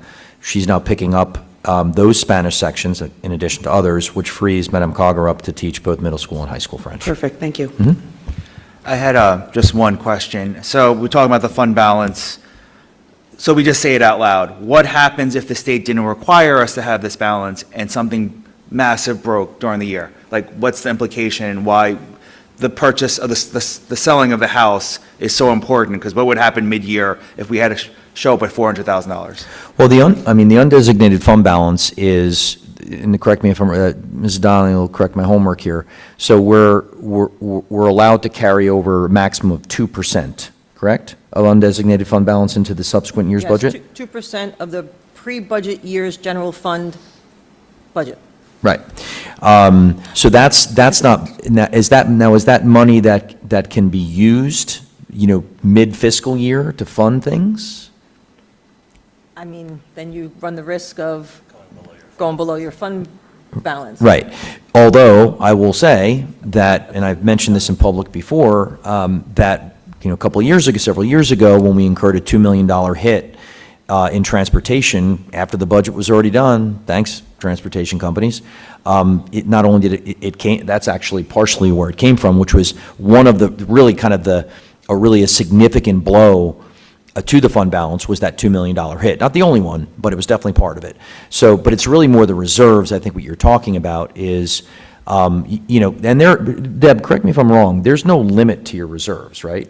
No, well, there is. Is that right? Capital reserve is what's in your long-range facility plan. Okay. But that's like $30 million, like, you know, Yeah. it's way high. So, but it's a high limit. Right, maintenance is about, I think, $1 million. Okay, so, you know, the more the better, right? So, but yeah, like if you, for example, what do we, Deb, we have what? We have estimated is $1.4 million Yes. for 26, 27? So, you know, yeah, I mean, if you had an expense that exceeded $1.4 million, I mean, Deb would probably have to find it someplace else, correct? It would impact some possibly some teaching staff, right? Programs. Oh, mid-year, yes, no, thank you, mid-year. yeah, so, I mean, and there was a, you know, the story, you know, if you were paying attention, if you were following it up in Montclair, I think was a good example of that, where they took like a $15 million hit mid-year. I don't know how they ended up resolving that, but yes. I think your municipality bailed them out. Is that right? Yeah, because, right, like if your expenses, you know, exceed your revenue and your available funds, yeah, you're talking about laying people off mid-year. So that, and you're going to, I hate to say it, but you're going to see, hopefully not here, but you're going to see that. You're going to start to see that happen in the state. It's, you know, what was an aberration in Montclair is going to become, I don't want to say commonplace, but you're going to see more of it. It's going to happen. And Ray, to your point, if the Addie Lubkert House didn't happen, that $1.30 million you see right in the middle of the page, that didn't happen, the BA got a call from the county, I think about 2 or 3 weeks ago, and said, Well, I okay, was on vacation. okay, Holmdel, what's your answer to get this funds back to state mandated levels? And if you're from this community, the last 2 years, we took $1 million out last year, took $1 million out 2 years ago. So we basically raided our piggy bank. Piggy bank got really low. Basically, between now and then, that number of the cut list would have been another 8 to 10 people to find that $1 million. So, you know, the township, if they're listening, I'm grateful. I'm grateful for, you know, these cuts stink. These cuts are terrible. We've never had these cuts before, but it was 8 to 10 less that it saved, which was thankful. 100%. Yeah, I just wanted to say. No, I'm sorry, Dr. Klur. If you can continue, I really want to just say that I want to thank Debbie and Scott as well, and the board members who are really involved in the budget as well. This has been tough. I mean, ultimately, we were presented various options to make it clear to us what the deficit was and where we can make up for the deficit. Unfortunately, staff reduction had to happen, and even that, we were clearly given a clear presentation. For this much deficit, we need this much reduction. If you reduce staff more, we could obviously raise taxes less. So we were weighing all the scenarios, and this seemed like the best case. So again, I thank the administration for giving us various scenarios, and we looked at all the options, including electives and athletics and courtesy busing, and more cuts are probably coming next year if things don't change. But I'm happy that we discussed several scenarios and picked the best possible one, and thank the administration and Debbie for that. Yeah. If you don't mind, I've got a little bit of a prepared statement here because I didn't want to forget anything. So, All right, you got 3 minutes. yeah, you cut me off, please, Pete. I don't think it should take 3. I want to speak candidly tonight because I think that that's what we need during these difficult times. For the past 2 years, we have communicated clearly and consistently about where we're heading financially. We said a budget crisis was coming. We explained the long-term impact of contract negotiations. We discussed in detail the specific contractual provisions, namely 1 preparatory period and 1 departmental planning period per day, coupled with no duties and the structural challenges we face. This was not hidden, it was not vague, and it was not a surprise. So as we sit here today, it's important that we deal in facts.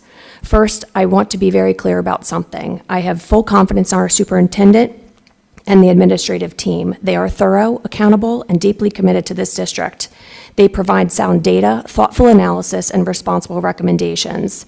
They are accessible, responsive, and available to every member of this board. Now let's talk about the reality in front of us. We are hearing passionate feedback, and that's a good thing. This community cares.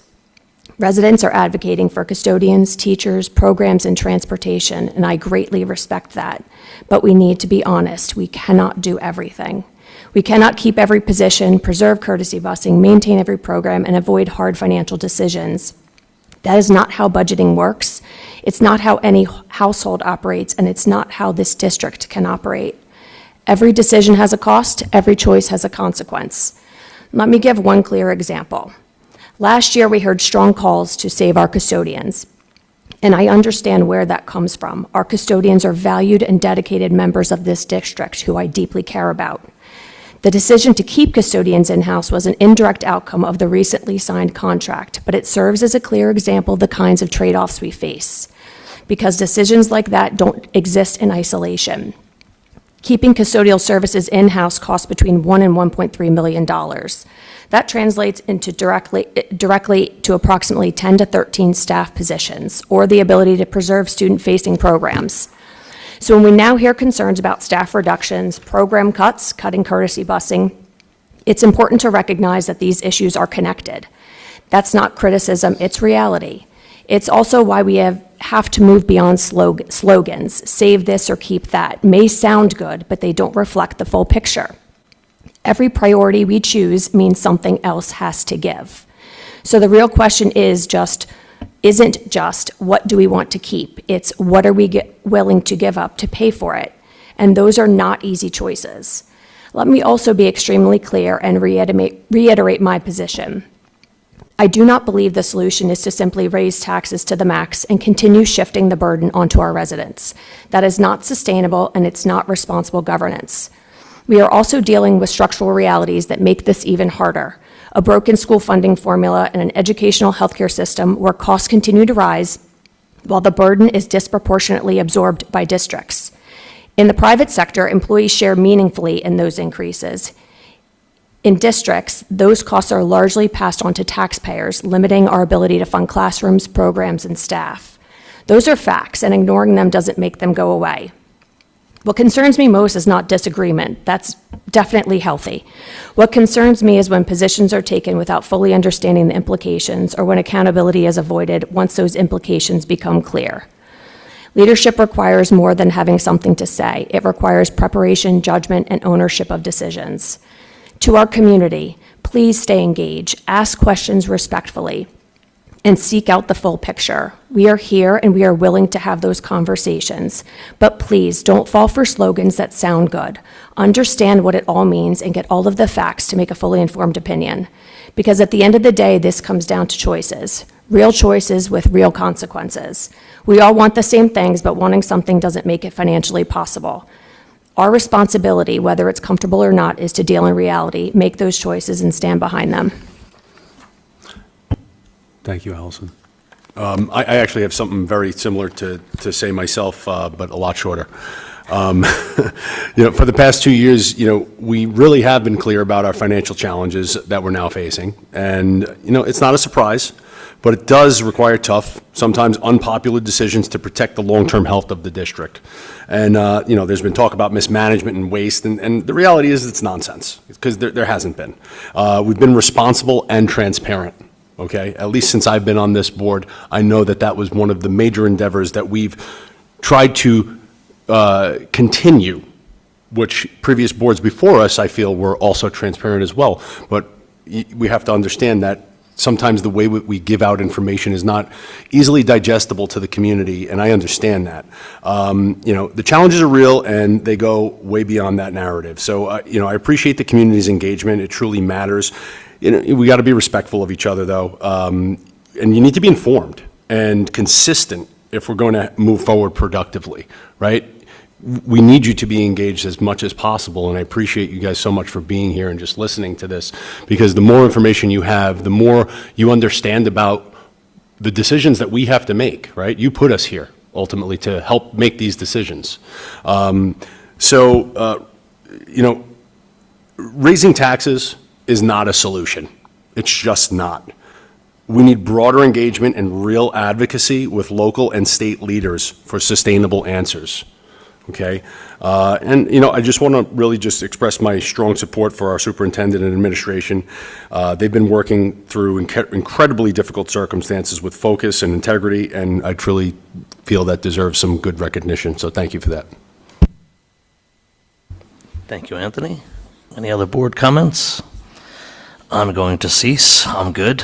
So now I'll open up to the public. If anyone had to make comments on the budget only, just please come to the mic, name and address. It is budget only, right? Yeah. We will have comments for public comment after that. So thank you, ma'am. Thank you. I'm Joy Luciani, 10 Country Squire Lane, of course, in Holmdel. First, I want to thank all the board members for all the time and effort you put in to serve our school. It's deeply appreciated. And I know it takes a lot of hours and time and a lot of sacrifices away from the family. I didn't come to the last meeting because I had to get Thursday, but I'm here today. Like a lot of residents, I am concerned about the limited budget for our schools, and which is going to be voted on tonight. I was very disappointed, to say the least, that courtesy buses or safety buses would be eliminated from our students. Unlike other schools in town, Holmdel is not a very walkable community. Busing is necessary, in particular for the younger students who are walking down such busy roads such as 520 at any time, never mind inclement weather when the sidewalks are covered with snow and the children are forced to walk in the street. I know you are offering subsidized busing, but not everyone is in agreement or that or wants to pay that fee because our taxes have increased. And although our taxes have increased, we're still in a big deficit, and most of our taxes go to fund the schools. Now, I have done research, and according to the NCES, I don't want to say NCIS, NCES, the National Center for Educational Statistics Data, the total staff in Holmdel has increased significantly despite the decline in enrollment. Also, I'd like to note in 2003, the enrollment was 3,600 students, and now it's down to 2,800, about 128. Excuse me, about 2,800 students. So even though enrollment has declined, our expenses have gone up, and the total number of staff has increased. That's your 3-minute buzzer, but I'm going to let you wrap it up because I'm a nice Okay. person. Thank you. Yeah, thank you very much. I read, and I hope it's not true, that 2 deans would be placed in the Holmdel Village School. Will we have a vice president and vice president? 2 deans? Vice president, yeah, I read that, and I hope it's not true. I don't know what they would do when there's a principal and vice principal, and I think there's assistant. You mean a principal and superintendent. assistant principal, probably? No, they I said can answer it. Okay. dean. I will. We'll let you finish up, and then we'll... If you want me to answer Yeah. after each person? We can wait, yeah. Yeah, thank you. Thank you very much. 3 minutes is a lot, is short. Okay, it might be painful to make cuts and changes, but isn't our children's safety a primary concern? I trust that during the voting, this will be remembered and considered when we're voting tonight. Thank you. I have a few questions. May I ask them? This isn't a dialogue, this isn't a back and forth, this is, you can give us our comments. What I'm going to do, when everyone's done talking about the budget, I'll offer some comments, maybe the superintendent will do as well, but thank you for your comments. Okay, thank you for the time. You got it.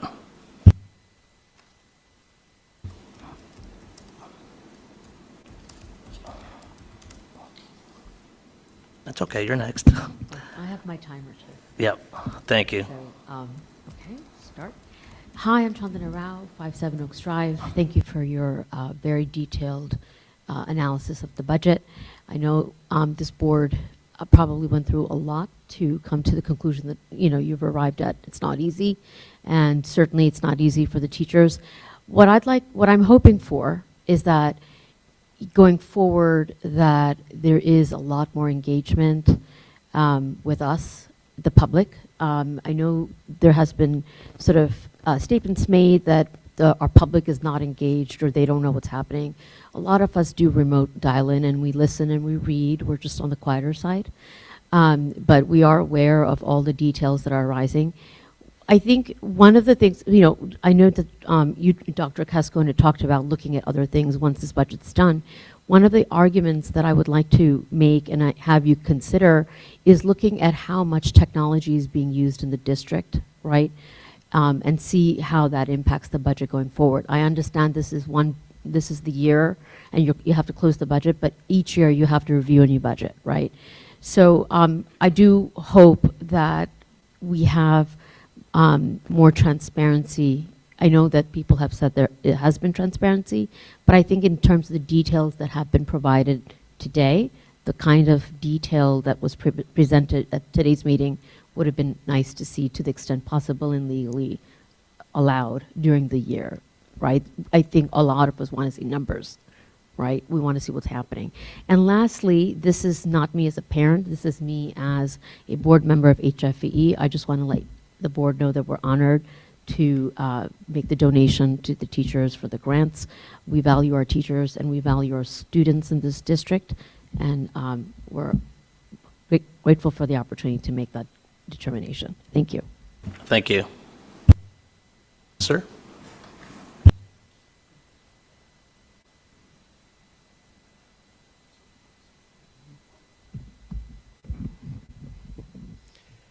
My name is Justin McMullen, and I live at 2 Blue Hills Drive. Good evening, members of the board and fellow residents. I'm here tonight to ask that we stop referring to certain bus routes as courtesy busing and start calling them what they truly are, safety busing. To the families of this community, this is not about convenience. This is about ensuring every student has safe passage to Holmdel schools. I grew up in this town, and some of my fondest memories were taking the bus to and from school. It was part of the school experience, a time to build friendships and begin and end each day in a safe environment. That same experience and that same sense of security should be available to today's students. But beyond nostalgia, we must face reality. Holmdel was not built to allow all children safe passage to school. We know many roads lack sidewalks, safe crossings, and the infrastructure needed to protect our children. Removing safety busing does not remove the need to get children to and from school safely. It simply shifts that burden away from those entrusted with our children each day to other town entities. The result of this change will bring hundreds of additional cars and people to drop off and pick up, create congestion and new safety hazards. Increased demand for before and after care may overwhelm enrollment and place even more strain on working families. These are real consequences with far-reaching effects. I ask, what true alternatives have been explored besides shifting the cost to families through a subscription model? Today, these routes cost roughly $150 per child each month for a safe passage to school. No private subscription service will come close to that cost. As taxpayers and parents, it is both our privilege and responsibility to ensure every child arrives safely to our schools. The job of accomplishing this task belongs with this board and not pushed to other entities. So tonight, I ask you to do the right thing. Put safety first and reinstate safety busing. Because even if one child is placed at risk, then the 1.4% of the budget we are discussing is far too high a price to pay. Thank you. Thank you for your comments.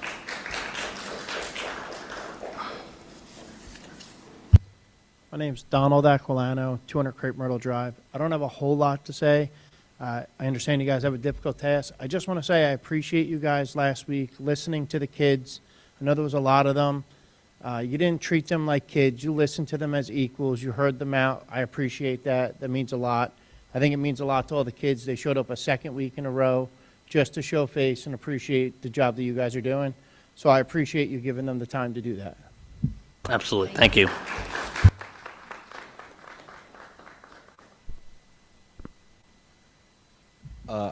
I want to say a few things. Can I get your name and Oh, address? yeah, sorry. Sir? Owen Beeland, 2 Indian Creek Road. Awesome. I want to say that, you know, looking at the students that came today, I'm incredibly proud of what we've accomplished. I think that, you know, the way we were able to come up here and, like, speak, and I'm so thankful for all of you guys for, you know, listening to what we had to say.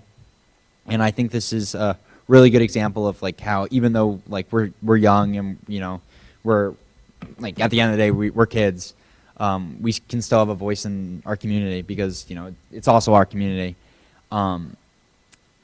And another thing I want to talk about is, I don't remember what it was called, but the school therapist, am I allowed to say her name?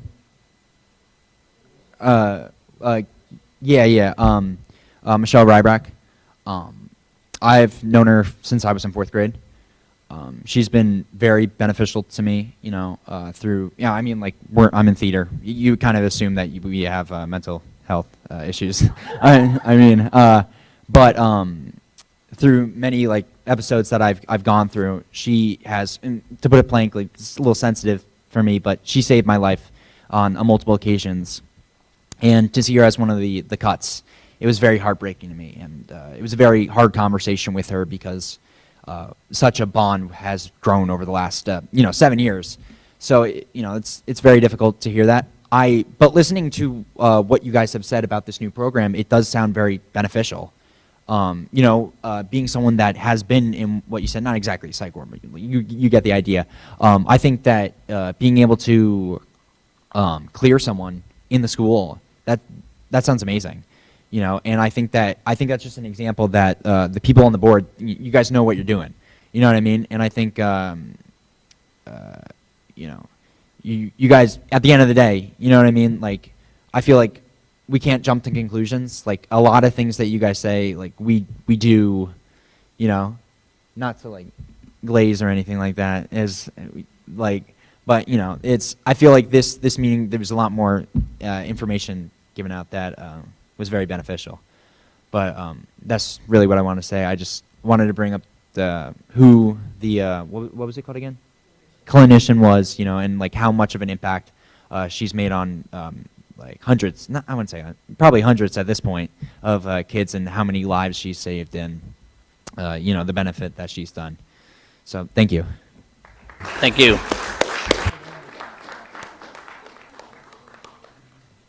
Of course. Hey, Owen.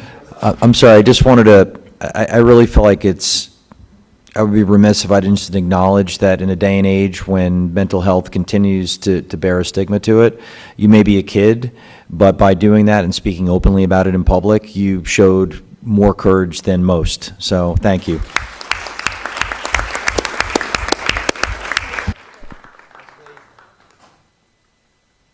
Good evening. Shari Steinfeld, 6 Malvern Road. On behalf of my graduating senior, who's a dancer and at dance right now, I did want to say thank you to the board. You guys worked so hard. Ms. Minucci, I'm sure, is thrilled, and I wanted to say thank you first. The request I have has to do with courtesy busing. On our side of town, you know, we had talked about this last week, there are no sidewalks on Holmdel Road, there are no sidewalks on Crawford's Corner. I would request that the board put out some sort of robocall. We get them for emergencies as to the subscription busing model. I feel like my neighbors and people on that side of town have no idea that this is really going to be cut. I got a sense from talking to some residents that it was like, oh, the board will figure it out, we'll have transportation. We have 2 working parents outside the home in my household. I'm not sure what I'm going to do with my rising sophomore in terms of if we don't have subscription busing. But I'd like somehow for a robocall to go out to the parents who are going to lose, our courtesy busing so that they do know this is a real issue. And when this map is put out and we have to commit, parents really do know. That's my request. Thank you. Thank you.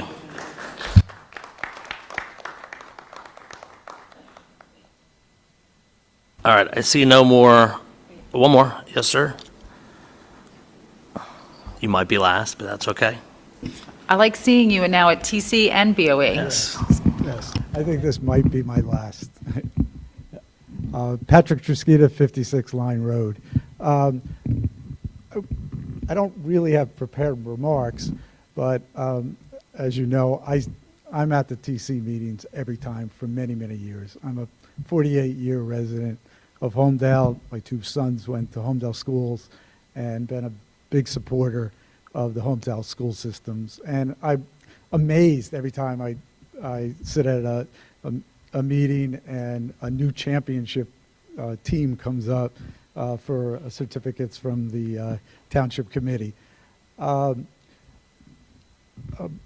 And I also have a grandson who's the class of 43 at Holmdel High School. So I have an interest in making the school system be even greater than it is right now. So with that, first of all, I want to thank Peter Reddy, because as I sit at the TC meetings, I got pretty confused. I considered Holmdel a great school district, and really everything was pretty much under control. Mr. Reddy came to several of the TC meetings, and I got a good understanding that financially there's issues, and those are not easily solved. I don't mind my taxes going up. I may be different than most seniors in town, but I don't mind as long as it was going for the school and as long as it was going to make the school better.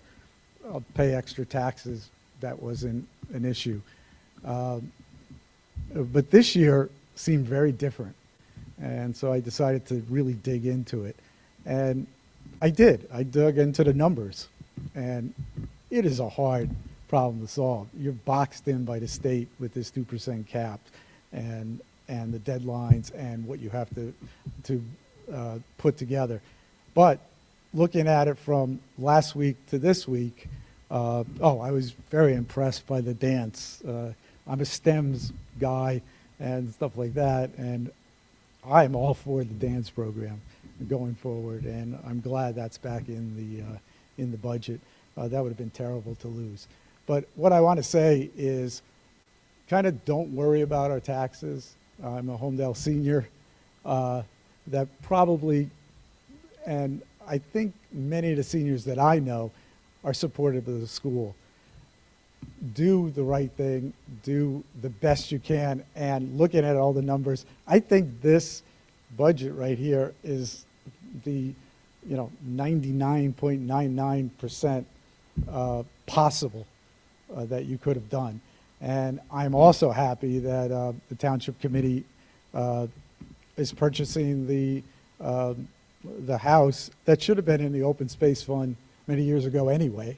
So purchasing that, it adds $1 million to your reserve fund that you need to do. So with that, I hope you pass the budget as is unanimously, and we move on to keeping Holmdel schools even better than they are right now. Thank you. Thank you. Scott reports that the first one. I think I see no more. This is good. Thank you for the comments. The only couple of things I wrote down was, when during Dr. Cascone's presentation, I mean, getting rid of buildings and grounds assistant buildings grounds, there's a lot of risk there. There's a lot of risk in a lot of things. Clinician, the counselor. I know for years we've sat up here, the two biggest challenges we've had in, as long as I've been here, math program, counseling. So when I see counseling, I'm like, oh, it raises a flag to me. It quickly gets my ears up going, okay, I know how hard it is. I know, my kids are out of school now and, how hard counseling is with the 6 we have. I mean, Art Howard is over there a few years ago. I think Art was last year or maybe a year and a half ago. He did a presentation on counseling. I never realized it was supposed to be 200 students per counselor or something like that. And in Indian Hill and Village, we were way over that number. So, I mean, I had better appreciation for the counselors and the jobs they do, because there's a ton of them over, on a daily basis.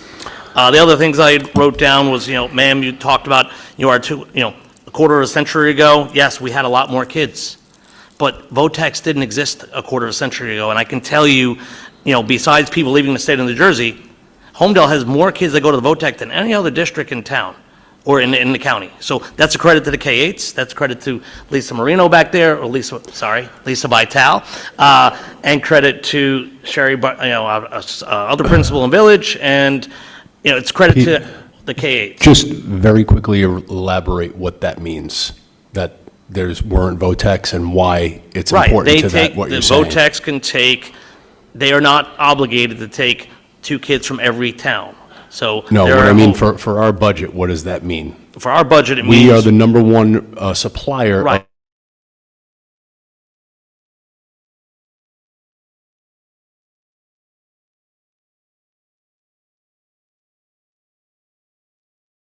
Of VOTEX students. And we pay, right, and we don't get it back. So I just wanted to point that out. So that's why. And the busing.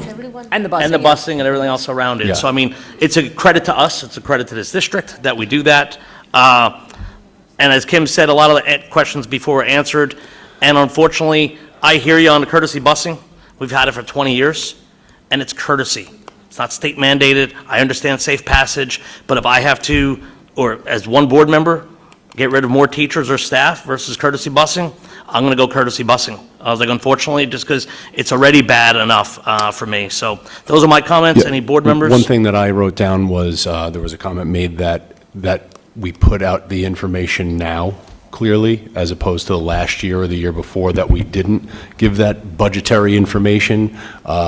We certainly did, probably about 5 or 6 times, and many times within the newsletters as well. Right. So we've been giving out the same information numerous times, several years in a row, not just now. That's okay. And the only thing on courtesy busing, there's 2 districts left in Monmouth County that offer courtesy busing, Rumsden and Freehold Regional High School District. And if you know Freehold Regional High School District, it's 6 high schools within Colts Neck, Manalapan, Marlboro, 6 different towns. So no one else is, I mean, good for Rumsden that they still have it, but if they get rid of it next year, I'm not going to be surprised, because there's very few that are going to have it anymore, because it's the question of what do you get rid of. I mean, Allison put it succinctly, they're hard choices, and then none of the choices are fun, but, that's where we have to go.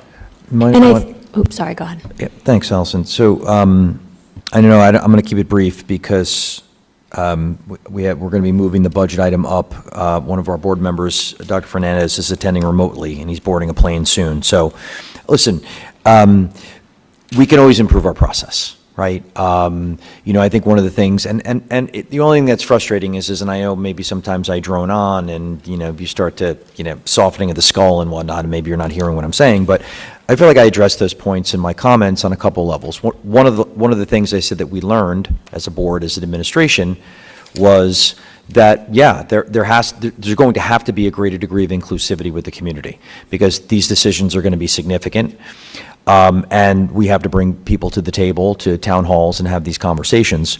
I thought I did address the reason why I did not share specific staff members at the March 25th meeting. I spoke directly to that in terms of why that information was not presented, that it was in discretion to the staff members who were impacted, that it was well in advance of the statutory deadline. So I just want to mention that as well. And I do want to address the, thank you, ma'am, for coming and sharing those questions.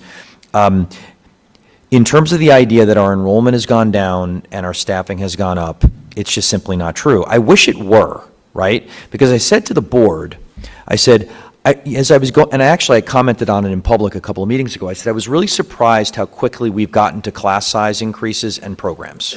right? Because if we had a lot of fat to trim from a personnel standpoint, we wouldn't be cutting one section in a grade level and next year cutting one more and running the risk of having class sizes of 28 or 29. That tells you everything you need to know about the fact that we're not. So but there is something that contributes to this, and there's several factors. One is, and by the way, if you look at a line graph since I got here, not that I'm proud of this, the staffing numbers, they peaked, and they've been going like this since I got here. We've cut staff every year. Every year. Only as a result to avoid a fiscal cliff. Of course. And because we had to. I mean, it was a necessity. But there are some other things to keep in mind. What happened over the course of this time? Well, the district went to full-day kindergarten. That required more teachers. And by the way, amazingly, school districts are not even required to offer kindergarten. It's not compulsory. It's not compulsory until 6 years old. So that necessitated more teachers. I've talked often about the fact that when the middle school went to the rotating drop block schedule, that required additional staff because of the electives. In order to make that schedule go, 10 electives in 7th grade, 12 electives in 8th grade, all requiring staff. Another one. I've talked about the second professional period, a contractual provision which also came in place in between this time period, which necessitates, and think about it, if you go from having all teachers in an elementary school that are now teaching one less period, and let's just say you have 70 teachers in a school, and now they're teaching, you have 70 less instructional periods, and the average instructional day is 7 periods. That's an additional 10 staff members. So all of these programmatic changes, schedule changes, programmatic enhancements, not to mention the AP courses, applied engineering capstones, research seminars, enhancing and augmenting program. So this idea, and I say this respectfully, ma'am, it's just not. It's a deceiving statistic when you pull back the layers and you look at what's actually happened. Again, I wish it were not the case, but we are at programs and we are at excessive class size now. We would not be there if we were excessively staffed. I'll close with that. Thank you, sir. All right. So what we're going to do, because we have one board member online, so Deb, correct me if I'm wrong. Oh, okay. We're going to close comments for the public. Motion to close. Move. Public budget. Can I get a second? Second. Thank you. All right. All in favor? Aye. Aye. Good. Excellent. So now we're going to pull what?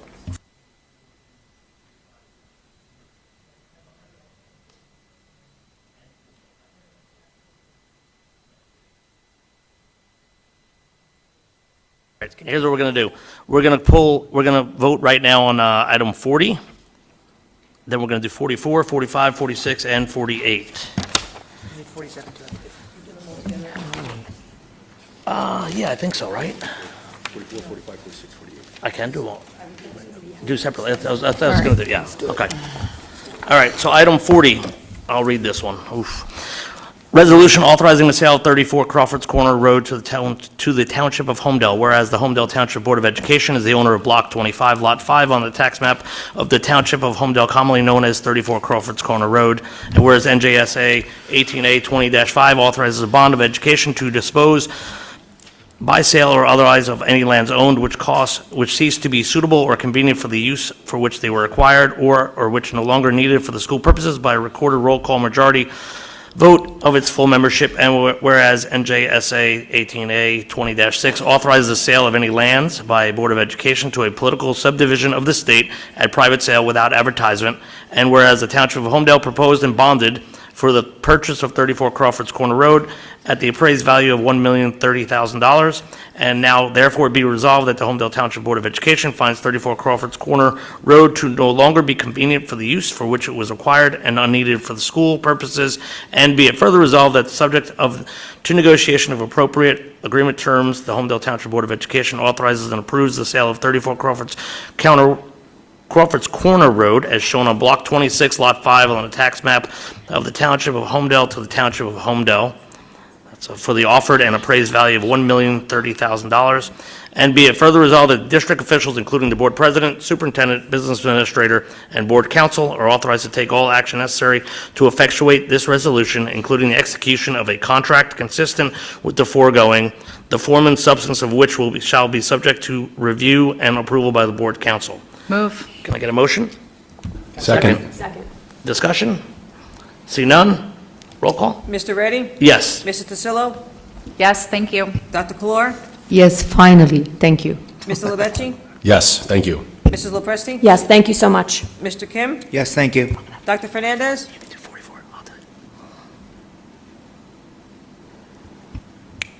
Dr. Fernandez, he's listening, he's there. He should be. He's what? You're on Looks mute. like he's on mute. Check if you're on mute. No, he's not. No. Now you're not. There it goes. Can anybody hear him? Can you hear me? Yes. Yes. Okay, yes. Ms. Lamb? Yes. Mrs. Manning? Yes. And I'll say thank you as well. Thank you. Okay. Item 44. Kim, would you mind reading that one? 44? Thank you. Okay. Item 44, adoption of the 26-27 school year budget and tax levy, whereas the Holmdel Township School BOE approved a tentative budget on March 25th, 2026, and submitted it to the Executive County Superintendent of Schools for approval, and whereas the tentative budget was approved by Executive County Superintendent of Schools on April 22, 2026, and whereas the tentative budget was posted on the district website on April 24th, 2026, and whereas the final budget was presented to the public hearing during a hearing held at the meeting of the BOE 36 Crawfords Corner Road, Holmdel, New Jersey, today on April 29th, 2026, and whereas the BOE has now determined to make modifications to the tentative budget as follows. I don't think I can read that. As discussed. It was basically the spreadsheets that you... Yeah, there was a presentation. Okay. So Now, therefore, be it resolved that in consideration of the above, Holmdel Township School District, BOE, hereby adopts the following final budget for the school year of 2026-27, where the taxes total to be raised $72,444,794. Does that suffice? It does. My recommendation would be to do 44 through 49 collectively. You don't have to read all of them, but to make the motion to adopt Okay. 44 to 49 as reflected on the agenda. Okay, so I will make the motion for items 44 through, what is it? Through 49. Through 49, as listed in the public agenda. Or it's through 48, because 49 is 49. travel expenses. That's part of the budget. Oh, it is part of the Yes. budget. Okay, so 44 through 49. Can I get a motion? Second. Wait, Thank who you, moved Kim. it? Roll call? I'm sorry, who moved? Okay. Mr. Reddy? Yes, thank you. Mrs. Tasillo? Yes. Dr. Calor? Yes. Mr. Lavecchi? No. Mrs. Lopresti? I'm a no on 44, 45, 46, and 48. I'm a yes on 47, 49.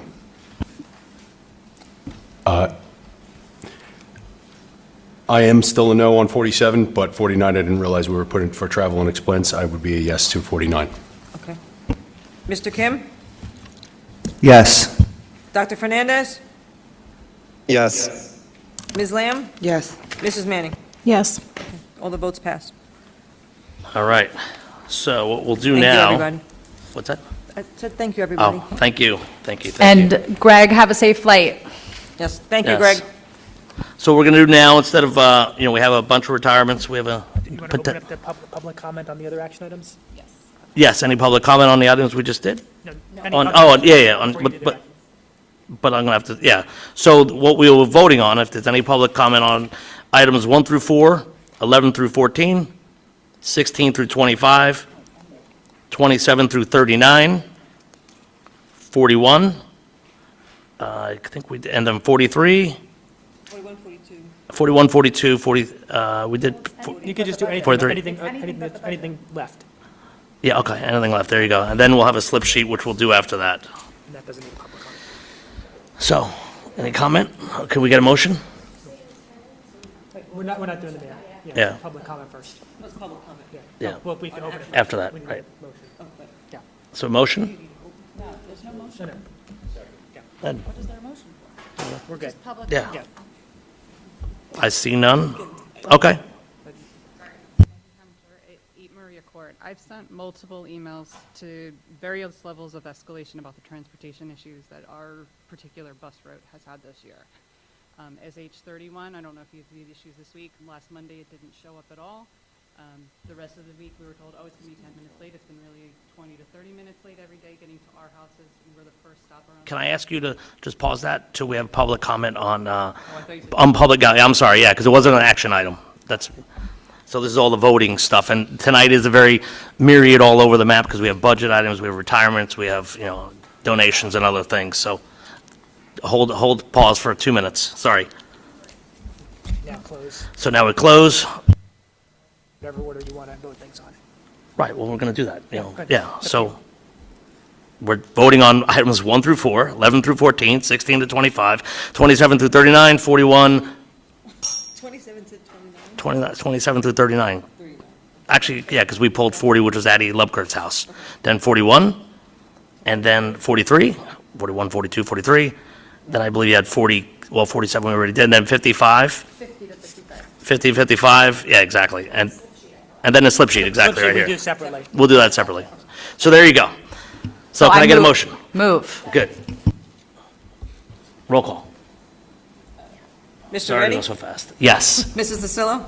Yes. Dr. Kalor? Yes. Mr. Lavecchi? Yes. Mrs. Lopesti? Yes. Mr. Kim? Yes. Dr. Fernandez? St. Louis. He's still there. Yes. Thank you, Greg. Ms. Lamb? Yes. Mrs. Manning? Yes. Oh, God. He's still on the plane. Yep. Good, all right. So now we're up to item number 5. Ray, would you mind doing item number 5? Mr. Byrd? Make Greg do it. Acceptance of retirement math teacher at Holmdel High School. Whereas Mr. John Byrd Jr. has served Holmdel Township Public Schools with distinction since June 28, 1995, and whereas Mr. Byrd has faithfully executed his duties with skill and competency, and whereas Mr. Byrd has earned the respect of his colleagues and community residents, and whereas Mr. Byrd has submitted a letter of announcing his retirement from the Holmdel Township School District effective July 1st, 2026. Now therefore be it resolved that the Holmdel Township Board of Education accepts Mr. Byrd's retirement with deep gratitude for Mr. Byrd's dedication, loyalty, and outstanding services performed, and further extend to Mr. Byrd its best wishes for a happy and healthy retirement. Thank you, Ray. Can I have a motion? Move. Second. Mr. Reddy? Yes, and thank you, Mr. Byrd. Been here a very, very long time. I know you coached a ton of sports over the years, and I know you coached my kid at soccer and everything else, so congratulations, enjoy it, you've well earned. Mrs. Tasillo? Yes, congratulations on retirement. Dr. Kalor? Yes, congratulations. Mr. Lavecchi? Yes, congratulations. Mrs. Lopesti? Yes, congrats, enjoy retirement. Mr. Kim? Yes, congratulations. Dr. Fernandez? Yes, thank you. Congratulations. Ms. Lamb? Yes, thank you. Congratulations. Mrs. Manning? Yes, thank you. Thank you. Dr. Clore, could you do item number 6, please? Acceptance of retirement Secretary Indian Hill School. Whereas Ms. Heidi O'Rourke has served the Holmdel Township Public Schools with distinction since October 25, 2002, and whereas Ms. O'Rourke has faithfully executed her duties with skill and competency, and whereas Ms. O'Rourke has earned the respect of her colleagues and community residents, whereas Ms. O'Rourke has submitted a letter announcing her retirement from the Holmdel Township School District effective July 1, 2026, now therefore be it resolved that the Holmdel Township Board of Education accepts Ms. O'Rourke's retirement with deep gratitude for Ms. O'Rourke's dedication, loyalty, outstanding services performed, and further extend to Ms. O'Rourke its best wishes for a happy and healthy retirement. Thank you, Dr. Clore. Can I get a motion? Move. Any Second. discussion? Okay, roll call? Mr. Reddy? Yeah, yes, Mr. O'Rourke's been there a very, very long time. I know there's a certain principal in this room that, definitely she's been, I would say, the glue or a very, very important person in that office and should be severely missed. And congratulations, well earned as well. Mrs. DeSillo? Yes, congratulations. Dr. Calora? Yes, congratulations. Mr. Lepecki? Yes, congratulations. Mrs. Lopresti? Yes, enjoy retirement.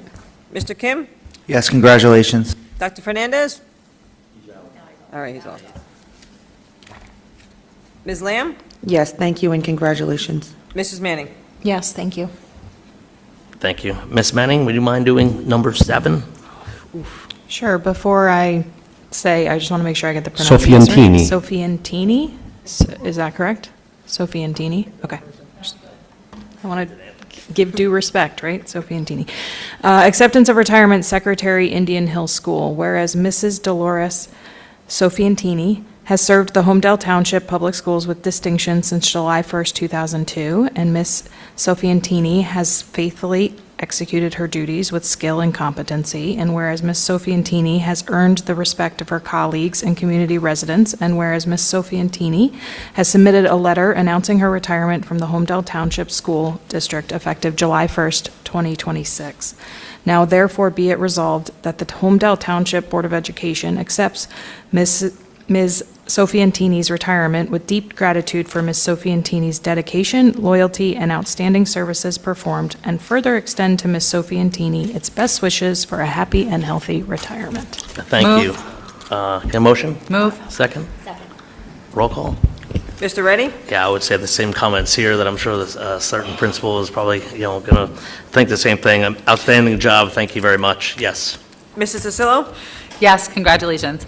Dr. Calora? Yes, congratulations. Mr. Lepecki? Yes, congratulations. Mrs. Lopresti? Yes, thank you, enjoy retirement. Mr. Kim? Yes, congratulations. Ms. Lamb? Yes, congratulations. Mrs. Manning? Yes, thank you. Thank you. I think I'll take 8 just because of Miss Billy has been, she helped my kids out for so many years, and again, the glue to this office in this high school. Number 8, acceptance of retirement, Secretary, Holmdel High School.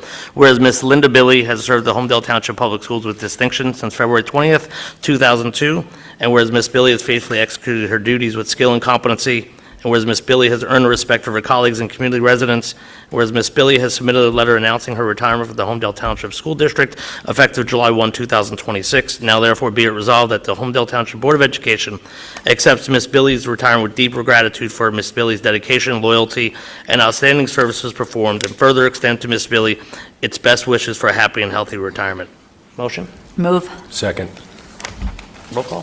Mr. Reddy? Yes, thank you so much. You've been a godsend to so many of these kids in this district for so many years. Always responding back immediately with skill and passion, and with always a happy smile, and just did a great job for all these years. So congratulations. Yes. Mrs. DeSillo? Yes, congratulations. Dr. Calora? Yes, congratulations. Mr. Lepecki? Yes, congratulations. Mrs. Lopresti? Yes, congratulations, enjoy retirement. Mr. Kim? Yes, congratulations. Ms. Lamb? Yes, congratulations. Mrs. Manning? Yes, thank you. Okay, Alice, want to try 9? Acceptance of retirement, paraprofessional, village school. Whereas Miss Kathleen Rossi has served the Holmdel Township's public schools with distinction since January 24th, 2006. And whereas Miss Rossi has faithfully executed her duties with skill and competency. And whereas Miss Rossi has earned the respect of her colleagues and community residents. And whereas Miss Rossi has submitted a letter announcing her retirement from the Holmdel Township School District effective July 1st, 2026. Now therefore be it resolved that the Holmdel Township Board of Education accepts Ms. Rossi's retirement with deep gratitude for Ms. Rossi's dedication, loyalty, and outstanding services performed, and further extend to Ms. Rossi its best wishes for a happy and healthy retirement. Move. Second. Thank you. Roll call? Mr. Reddy? Yes, thank you very much. Mrs. DeSillo? Yes, congratulations. Dr. Calora? Yes, congratulations. Mr. Lepecki? Yes, congratulations. Mrs. Lopresti? Yes, enjoy retirement. Mr. Kim? Yes, congratulations. Ms. Lamb? Yes, thank you. Mrs. Manning? Yes, thank you. And you want to try number? Sure. Acceptance of retirement, paraprofessional, Holmdel High School. Whereas Ms. Janice Taylor has served the Holmdel Township Public Schools with distinction since September 1st, 2003, and whereas Ms. Taylor has faithfully executed her duties with skill and competency, and whereas Ms. Taylor has earned the respect of her colleagues and community residents, and whereas Ms. Taylor has submitted a letter announcing her retirement from the Holmdel Township School District effective July 1st, 2026. Now therefore be resolved that the Holmdel Township Board of Education accept Ms. Taylor's retirement with deep gratitude for Ms. Taylor's dedication, loyalty, and outstanding services performed, and further extend to Ms. Taylor its best wishes for a happy and healthy retirement. Move. Thank you. Roll call.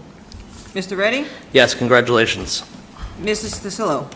Yes, congratulations. Dr. Calora? Yes, congratulations. Mr. Lebechi? Yes, congratulations. Mrs. Lopresti? Yes, enjoy retirement. Mr. Kim? Yes, congratulations. Ms. Lamb? Yes, congratulations. Mrs. Manning? Yes, thank you. Joanne, would you mind doing 15? Sure. 15? 15? 15, Or that's where we're 11. at, yep. Oh, What's 15? okay. Approval of appointment, Director of Curriculum and Instruction, 2026-2027 school year. Resolved that the board approved Emily Kreveling, Director of Curriculum and Instruction, at a salary of $158,000 effective July 1st, 2026 through June 30, 2027. Move. Thank you. Second? All right, roll call. A discussion? See done?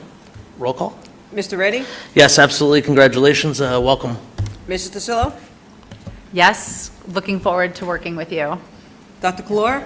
Yes, welcome. Mr. Lebechi? Yes, welcome, and I'm looking forward to working with you. Mrs. Lopresti? Yes, welcome aboard. Mr. Kim? Yes, welcome. Ms. Lamb? Yes, welcome aboard. Mrs. Manning? Yes, congratulations. Ms. Krevelin, would you mind coming up to the mic? And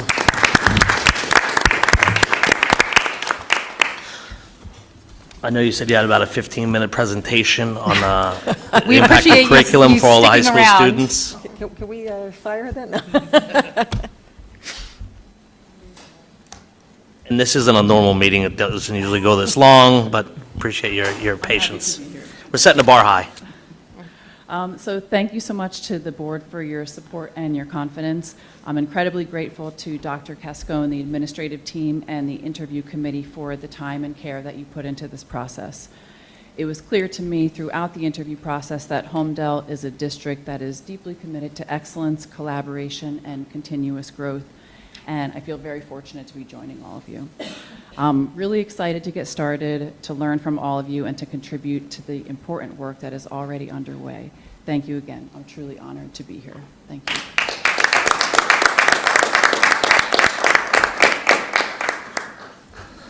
Thank you again. All right, I'll do the last two. So item 26, acceptance of monetary donation from the Holmdel Foundation for Educational Excellence, HFEE. Resolved that the board accept with gratitude a monetary donation from the Holmdel Foundation for Excellence in the amount of $19,430.33 to fund the 2026-2027 mini grants on file in the Office of the Superintendent. Discussion? See none? Motion? Move. Second. Roll call. Mr. Reddy? Thank you again. You guys do this every year, and every year there's great things that come with it, so thank you very much. Yes. Mrs. Tasillo? Yes, thank you very much for once again supporting our schools. Dr. Calora? Yes, thank you very much. Mr. Lebechi? Yes, thank you so much. Mrs. Lopresti? Yes, thank you. Mr. Kim? Yes, thank you so much. Ms. Lamb? Yes, thank you so much. Mrs. Manning? Yes, thank you. Thank you. Dr. Casco? Yeah. Yeah. I was so tunnel vision focused on the budget that, and of course, Chandana had mentioned it in her comments, but I would be remiss if I did not thank Chandana, and Michelle was riding a sidecar with you, the two of you together, a lot of time, and not only by Chandana and Michelle, but also the trustees. You know, we've sort of they've worked with us to sort of refine this process over the years. I'm really excited, obviously thankful for the generous donation, but really excited by the grants that you've approved. It's a great group of grants that I think are really, and as we've seen in the past, and I'm excited for the May meeting when we'll see the grant recipients from this year present. It's great seed money. That's seeding innovation and really exciting practice in the classroom. So I would have been remiss to not thank you, since you're here personally, for all the time that you've put in, Chandana and Michelle. Thank you. Can I just piggyback on that to say that some of the board members, some old and new, who had not toured the facilities to actually see how impressive our facilities are, and also just to see how many plaques of HFEE donations, including hydroponics. I don't even remember all the different, but amazing, and it really makes our school that much more special. Thank you so much. Thank you. I was going to bring up an old bit or new business, but a few years ago, we did tours of the complex, not just HFEE stuff, but HFEE sort of intertwined. Like when I walked through the makerspace lab, I was like, oh, I was in there a couple of years ago, and we walked through aquaponics and just all the referendum and other things like that. So hopefully we can open up to the public again just to do that. If they show up, they show up, but I think it's some really cool stuff that the high school kids get to take advantage of. So we have one more item. This is a slip sheet. This was for I'll read it out. Move to pass a resolution to affirm HIB 303456, WSM 0203206 as follows. Whereas the board heard an appeal in HIB incident as discussed, and whereas the board considered all the evidence presented, now therefore be it resolved that by the board that the HIB determination in this HIB incident be affirmed. Can I get a motion? Move. Good discussion? Second, okay, roll call? Mr. Reddy? Yes. Mrs. DeCillo? Yes. Dr. Clore? Yes. Mr. Lebechi? Yes. Mrs. Lopresti? Yes. Mr. Kim? Yes. Ms. Lamb? Yes. Mrs. Manning? Yes. All right. We're moving on. So now we're up to old business. Do any board members have any old business? I do. I just wanted to say that on, was it Saturday? Was that the gala? So Saturday, a bunch of us here, we attended the HFEE Gala. It was the 30th anniversary Pearl Gala. I think it was very well attended. I think, I don't know. Yes, it was. I got to say, the live band, fantastic. Great, not only were they good musicians, but great selection of music too. So like that was absolutely fantastic. Silent auction, live auction, baskets, food, drinks, all the things. It was a really lovely time, and we appreciate that's all coming back to the schools. So happy to have attended. It was my first one, and won't be my last now that I've attended. And oddly enough, it was where my prom was. Oh, God. So it brought me back. I'm having my 30th anniversary of my graduation. Like we're having our reunion that's coming up, and I literally that was where our prom was. So so it was a great time. So thank you. I just want to reiterate what Kim's saying. I had a spectacular time. It was absolutely done very well. I was so not surprised by it, because obviously I think you guys do a phenomenal job with all the stuff that you put your minds to, and I can't thank you enough. But I really had a great time there, and it was beautiful. So thank you for that, and thank you for all that you do. And people were really surprised to see me in a dress and heels. So like that was like, I was a little bit, I was turning heads to be in not leggings and a sweatshirt. It wasn't a dress and flip-flops. Oh, do not worry. Flip-flops came out midway. I want to did echo bring that too. flip-flops. I had, this is my first time after probably 15 years. I had attended it when my kids were in, Indian Hill or something.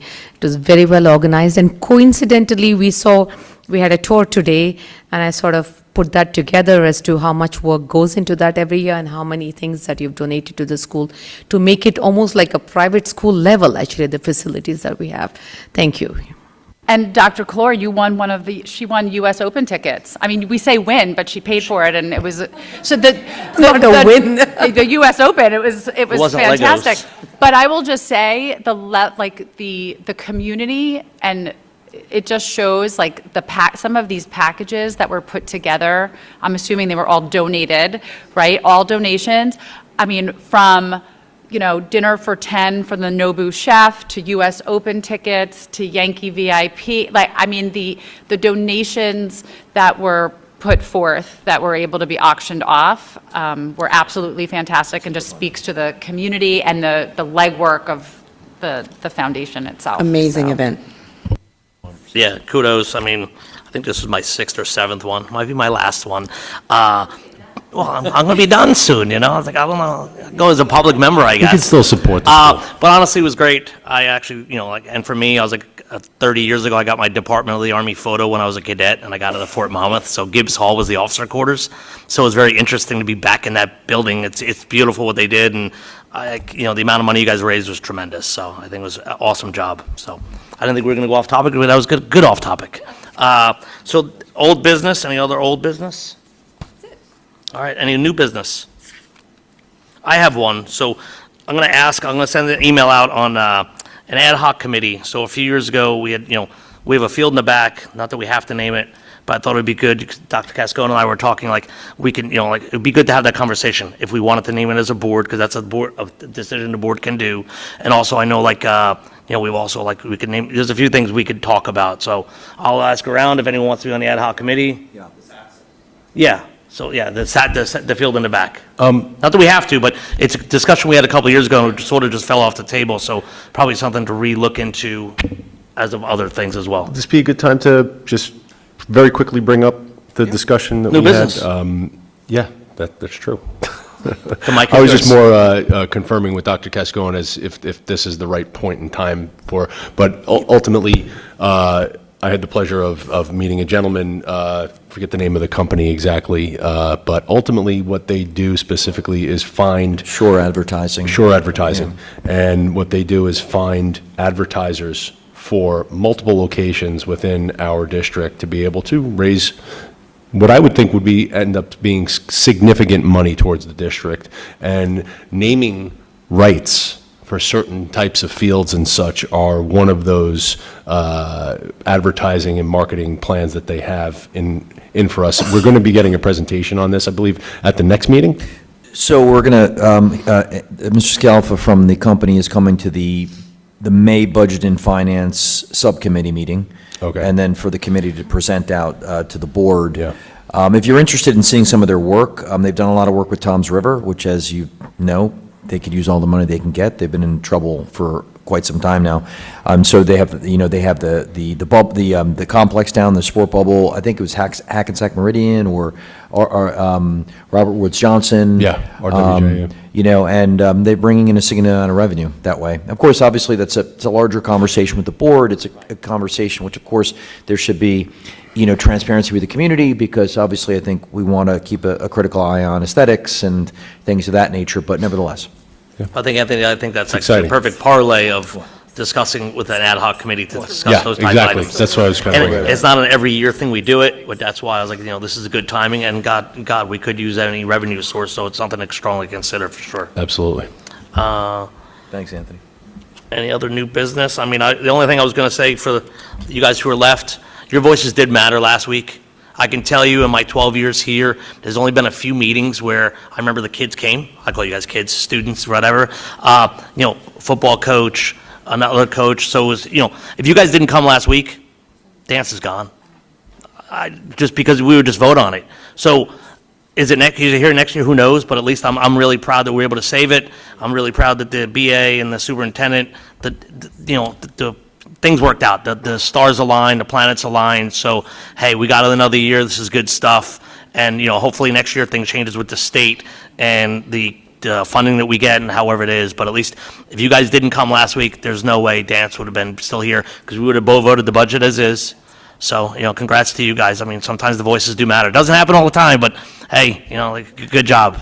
Well, it's also because of how passionately you guys spoke and how articulate you guys were and how much self-confidence. So, no, absolutely it made a difference, because sometimes just black and white print, the little bit of data that we have on it, doesn't show the full impact of how every one of you guys collectively have shown how much of an impact that this program has had on you guys across the board, not only just from dance instruction, but mental health and somewhat rehab, all of the above. We had no idea all of the color if you guys didn't come share all those experiences. Thank you so much. And I can tell you, so it almost got me inspired to, that's why a bunch of, I know we have a lot new board members, and you guys are in this high school, so when Megan Flannery used to be in the TV studio doing the Hornet Hive, when my son used to do the little the podcast, so all the different things, the engineering studio. So a whole bunch of us walked around to a lot of those referendum projects and HFE projects, and it's almost got me thinking, it'd be great to, there's new people again,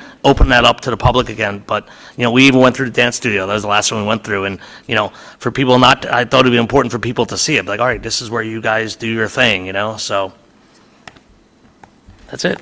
Anyone else good to the order? We do not have to go to executive session. Public comment. Oh my God, I'm terrible. I was like, it's like 10:10. Principal Vital, please. I was waiting for you. I didn't know you were going to come back up. Please excuse my God, I'm sorry. Okay, so, yeah, I mean, tonight, actually, we have the privilege of celebrating two exceptional women who've been given so much of themselves to the Holmdel community. And I'm going to speak to Dolores and Heidi. I'm going to start with Dolores. For about nearly 30 years now, Dolores has been a dedicated and committed administrative assistant in Holmdel, spending the majority of her career at the high school. As both a staff member and a Holmdel resident, she's truly been part of the fabric of the community, supporting students, staff, and families with care, consistency, and pride. I had the pleasure of working with Dolores at the high school for 2 years, and from the very beginning, she stood out. She was always supportive, friendly, and willing to help, no matter what was needed. She has a way of making people feel comfortable, supported, and often without seeking any recognition, but always making a difference. When Dolores transitioned to Indian Hill to work with me, she was welcomed with open arms, and it didn't take long for her to become part of the family. She fit right in, bringing with her not only her experience and her knowledge, but also her warmth and her kindness. She's been someone we could all rely on, someone who quietly kept things running smoothly, and someone who truly cared about the people around her. She also fights constantly with Officer Steve, so I think, that just makes us laugh on a daily basis. On a personal note, I feel incredibly honored that Dolores chose and was able to spend the final years of her remarkable career working alongside me. It's been a privilege to learn from her, to laugh with her, and to witness firsthand the impact that she's had on so many. So to Dolores, we thank you for your years of dedication, your unwavering support, and the kindness that you have shown to everyone. Lucky enough to work with you. You'll be deeply missed, but your legacy will certainly remain, and we congratulations on your well-deserved retirement. So that was Dolores. Just an amazing person. So now this one hurts. This one I'm going to address the one and only Heidi. It's truly difficult to find the right words to describe someone as extraordinary as Heidi. But tonight, I'm going to try my best to honor just how much she means to all of us. Heidi is quite simply invaluable. To our school, our staff, our students, and to me personally, she has been everything and more. When I first came to Indian Hill as principal, stepping into a new role in a new building, Heidi quickly became my lifeline, literally. Her knowledge, her calm presence, and her unwavering support made all the difference. To this day, there's no one, and I mean no one, in the building that knows more about Indian Hill than Heidi does. She's patient, kind, and endlessly supportive. No matter who walks into the main office, the staff, the students, the parents, she greets everyone with a smile and willingness to help. And if you ask her for something, somehow it's done almost before you even finish the sentence. She never complains, she never gets flustered, she just quietly and efficiently makes everything better. Heidi is truly the heart and the soul of our main office and of Indian Hill School, but beyond her incredible work ethic and professionalism, she's an even more incredible person. She cares deeply about the people in her life, and she supports others not just professionally, but personally as well. She shows up for people in ways that go far beyond her job description, and that is what makes her so incredibly special. It's been an absolute honor and a privilege to work alongside Heidi every single day. I can say with complete certainty that Indian Hill will never be the same without her. She is irreplaceable. And while we joke that it will take 3 people to fill her role, the truth is there will never be another Heidi. She truly is one of the greats. While we are devastated to see her go, we also know that no one deserves this chapter more. Heidi, thank you for the countless ways that you have supported me and everyone in the building over the years. Your impact is immeasurable, and your presence will be deeply missed. We wish you retirement filled with love, health, and happiness. Thank you. Thank you. The mic is yours. Congratulations, 10-10. Hopefully you don't have a lot of homework. Do you need me to state my name and address? Wait, actually, Chief Alaco had made a recommendation from a security standpoint. He's retired now, but it didn't stop him from pinging me the best interest of the students that for discretion with minors or students, you needn't announce your address. You can just say first name if you want. My name is Samantha Ayers. I'm president of HTG. I know that we had someone from the Holmdel Theater Guild come up, but I'd like to say on behalf of all of the Holmdel Theater Guild, thank you so much for listening to us It means so much to us that we have a Board of Education that listens and cares about us. It fills us with so much pride to know that all the hours that we spent into planning a color to wear together, into making pins for everyone, into our lunch meetings that we had to arrange for second or first half because everyone had lab and it was chaos. It just means so much to us. My dad texted me as soon as he heard. He was like, "You guys won. I'm so proud of you. This is the first time that I've personally seen a board change their mind from a student's impact." And because I used a quote from Dr. Cascone, I would like to personally thank you. My dad has come up to me at least once a day. "Oh my gosh, look what Dr. Cascone did. Oh my gosh, look what he did today." He's so thankful for you. You've been so supportive of our performing arts. And my dad is like, he's the best superintendent we've had by far because you dedicate so much to us. So I'd just like to say a personal thank you to you, and I'd like to say thank you on behalf of all of the Holmdel Theater Guild for listening to us. Thank you.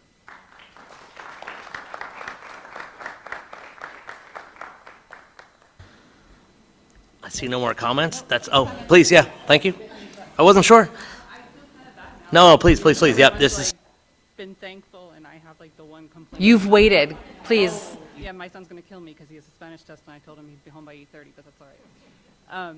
So our busing issues, we've two years going on now, and we've been told it's resolved. Our location, I guess 15 minutes from each school, makes it more difficult for you. It's been blamed on the vendor issues, and it seems there's either a driver shortage or a lack of communication from vendors. Indian Village is mostly resolved now. Indian Hill's still not consistent. That's high school. The last 2 weeks, they've been showing up 7:30, 7:40. Last Monday, they didn't show up at all. They get there at or after the bus, the bell rings. So, and then now we're being told that the driver's just been 10 minutes late. So it's really 20 to 30 minutes late. Today, a random kid got off because they combined buses again.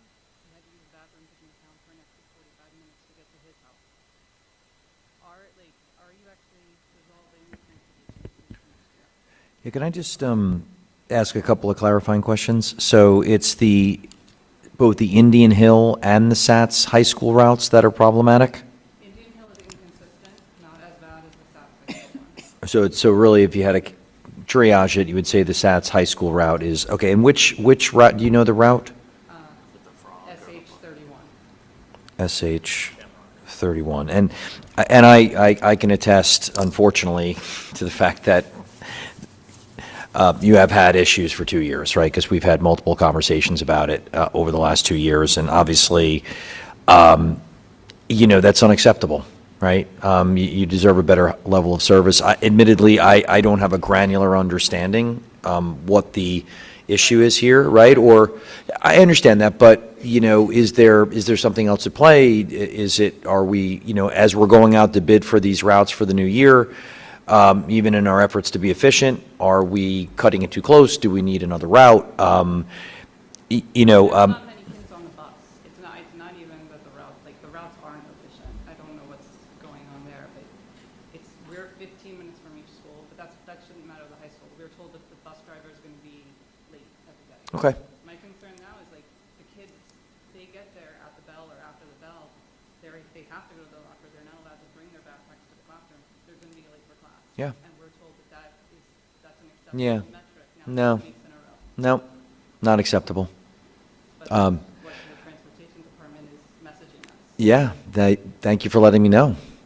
So obviously, Mrs. Donnelly in the business office, they're under her immediate jurisdiction, but, obviously, she and I need to work with her and maybe sit down and have an actual face-to-face conversation and, not from a gotcha kind of thing, but just help me understand why this is happening. And sometimes I'll refer to the fact that we led through a pandemic. We've overcome great challenges in this profession, and I cannot imagine that we can't figure this out, right? Insofar as the factors are in our control, and I think that is one of the challenges that sort of inhibits our ability to solve it, is the fact that we are to some extent at the mercy of these contractors who, and it is a seller's market, right? Because for reasons we know, but still, have we overturned every stone? Have we really looked at everything?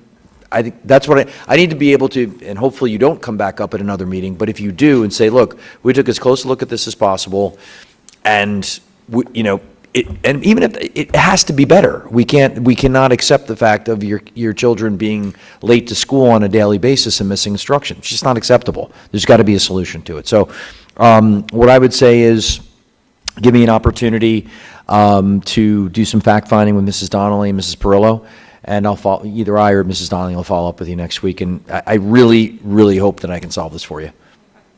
Thank you for coming tonight. Yeah.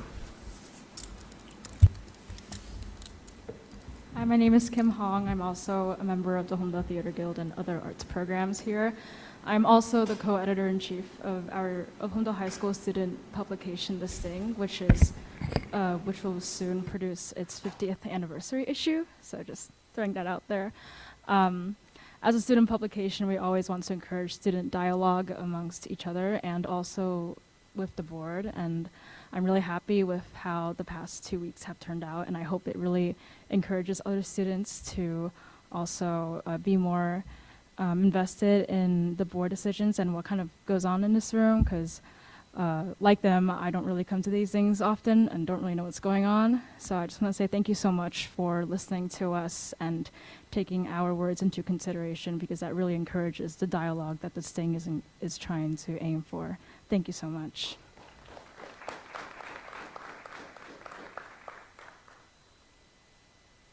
I see no more comments. Oh, sir, you might be the last one. This is good. Congratulations. Thank you to the board and administrators for Chris Cadwell. I have to get your name and number, I think, or name and address, right? Yeah, 19 Goldsmith. Thank you, sir. Yep.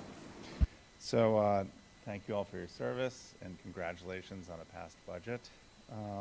Seemed like it was pretty difficult. I'm here late. My wife and I came because we were interested in the courtesy busing. We've got 3 kids entering the school district. It was a hot button issue in our neighborhood. I don't think it actually impacts us. I'm not sure, but it seemed important to a lot of our friends and neighbors.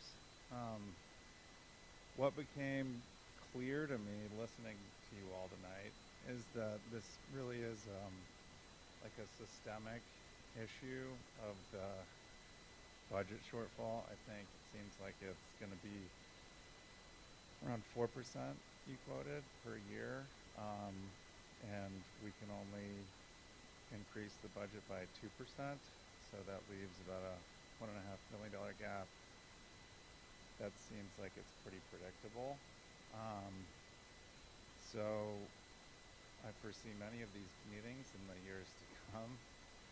And I mean, because it's predictable, can it be planned for? If this was a business, we'd have a 5-year plan probably. So I guess I would just ask the board to consider a multi-year strategy, perhaps, with deliberate choices discussed in advance rather than reactive budget cycles. That's my idea as the new guy. Yeah.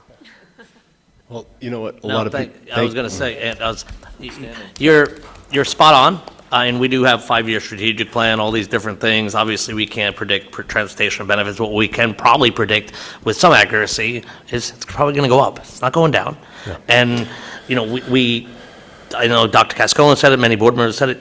I could see in future years the town is going, or the district's going to be asking the town to vote on specific items. You know, because you're right, it's a mathematical, I think Allison said it a bunch of times a long time ago, it's a mathematical, you can't solve it. It's a non-solvable problem, so you have to, what are we going to cut? You know, who am I going to hurt, you know, essentially. So it's literally going to be, you know, where are we going to find the money? And if not, it's easier to ask the taxpayers, go, okay, what programs or what things what do you want to do? So, you know. So the predictability is there, except the unpredictability is how much, or how high, I should say. Right? So we don't know how high it's going to go, but it will be going higher, and that's the problem. But you brought up, you know, having a 5-year plan from a business perspective. So from a business perspective, typically businesses have revenue streams, an ability to create new revenue streams, whereas we do not. We are on a fixed budget from the town, and ultimately, if you want to we don't want to call raising taxes becoming a consistent thing within this town to be able to create more revenue to plan for things, right? So that's really just, I'm just trying to help you understand kind of coming in when I was new in the board, being in business, I'm like, yeah, well, why don't we just do this, and why don't we do that? And, oh, yeah, but we can't really just, like, raise funds like the way a business really could. So that's ultimately the problem that we have to deal with, and that's where we go from here. But I appreciate you coming up and even just voicing your opinion and trying to learn more about it, so thank you. And Deb, correct me if I'm wrong too, you know, from a budgeting perspective, year over year, you're budgeting for increases that, like, we're projecting increases, but we can't project increases like our health benefits provider wanted our rates to go up 60%. So we switched to go down to 30%, but we didn't budget for 30% increases. We budgeted, I think, for 14% or something like that, if I'm not mistaken. For 25, Right, yeah, for this year, right? We budgeted thinking we were projecting a 14% increase, that our healthcare provider wanted to go 60%, but we switched and went to 30%. But that 15% differential is a big number, right? Right off the bat, we start in the red every year, right off the bat. And again, I can't say this enough. We need the community to get engaged with local and state officials and county officials and put pressure on the state to fix the funding formula, fix how healthcare works, and have, you know, members share more proportionately in these increases, because right now it's on the taxpayer primarily. So we really need to put some pressure. Part of the problems with that is it's law. That's what I mean. Right? So that's what I'm saying. Time. So we're in this until they can. We're in this until there It's are. not even a bill yet, right? So. Right. So, I mean, but that pressure, power in numbers, right? We saw these students come and petition last week and, you know, spill their heart out and say protect us. And that was power in numbers, right? One person gets up there, it's much different than 15, 20 kids, right? And I would say the same holds true with reaching out to your local county and state reps and putting the pressure on them to say, fix this, because we're not alone. I would just add, and thank you so much for coming out and the endurance you showed over multiple hours. One of the things that resonates with what you're saying in terms of that multi-year plan, and everything everyone said is, all the other board members said is true, is understanding that there's going to be a deficit. It may be $1.5 million, it may be $3 million, and that's more than likely, even with pulling the revenue levers that we have, is going to involve cuts, is, you know, basically projecting out, and it's not a very pleasant exercise, but like what those will be, and being able to say, like, all right, like, say to your community, listen, next year, you know, 2 years from now, if this continues, these are possible cuts. What do you think about that? Which is a higher priority, and it's not about, like, you know, literally we can have both. You can't have both. I think there's some value to that, and we did it in a microcosm this year, just in a single year exercise of saying, okay, if we have to go to 15, 25, 30, so looking at, all right, so even if you're making 10 or 15 cuts a year, what's cut 1 through 50? You might not get to 50 until 2 years from now, but let's think about it now. And I think we learned this last year, was we started our budget process almost immediately after this budget was completed. And I think that's the idea, is like, this has to be a year-round process where a lot of the work's being done on the administrative side to bring those ideas and those considerations forward to the board, so you have time to digest them and the community has time to digest them. So I think there's a lot of value to what you're saying in projecting cuts and what are the priorities. So thank you for that. I appreciate it. Thank you, sir. I'm going to put a pin in it. I see no more comments. Can I get a motion to adjourn? Move. We don't have to go to exec. Second. Thank you very much. Yes.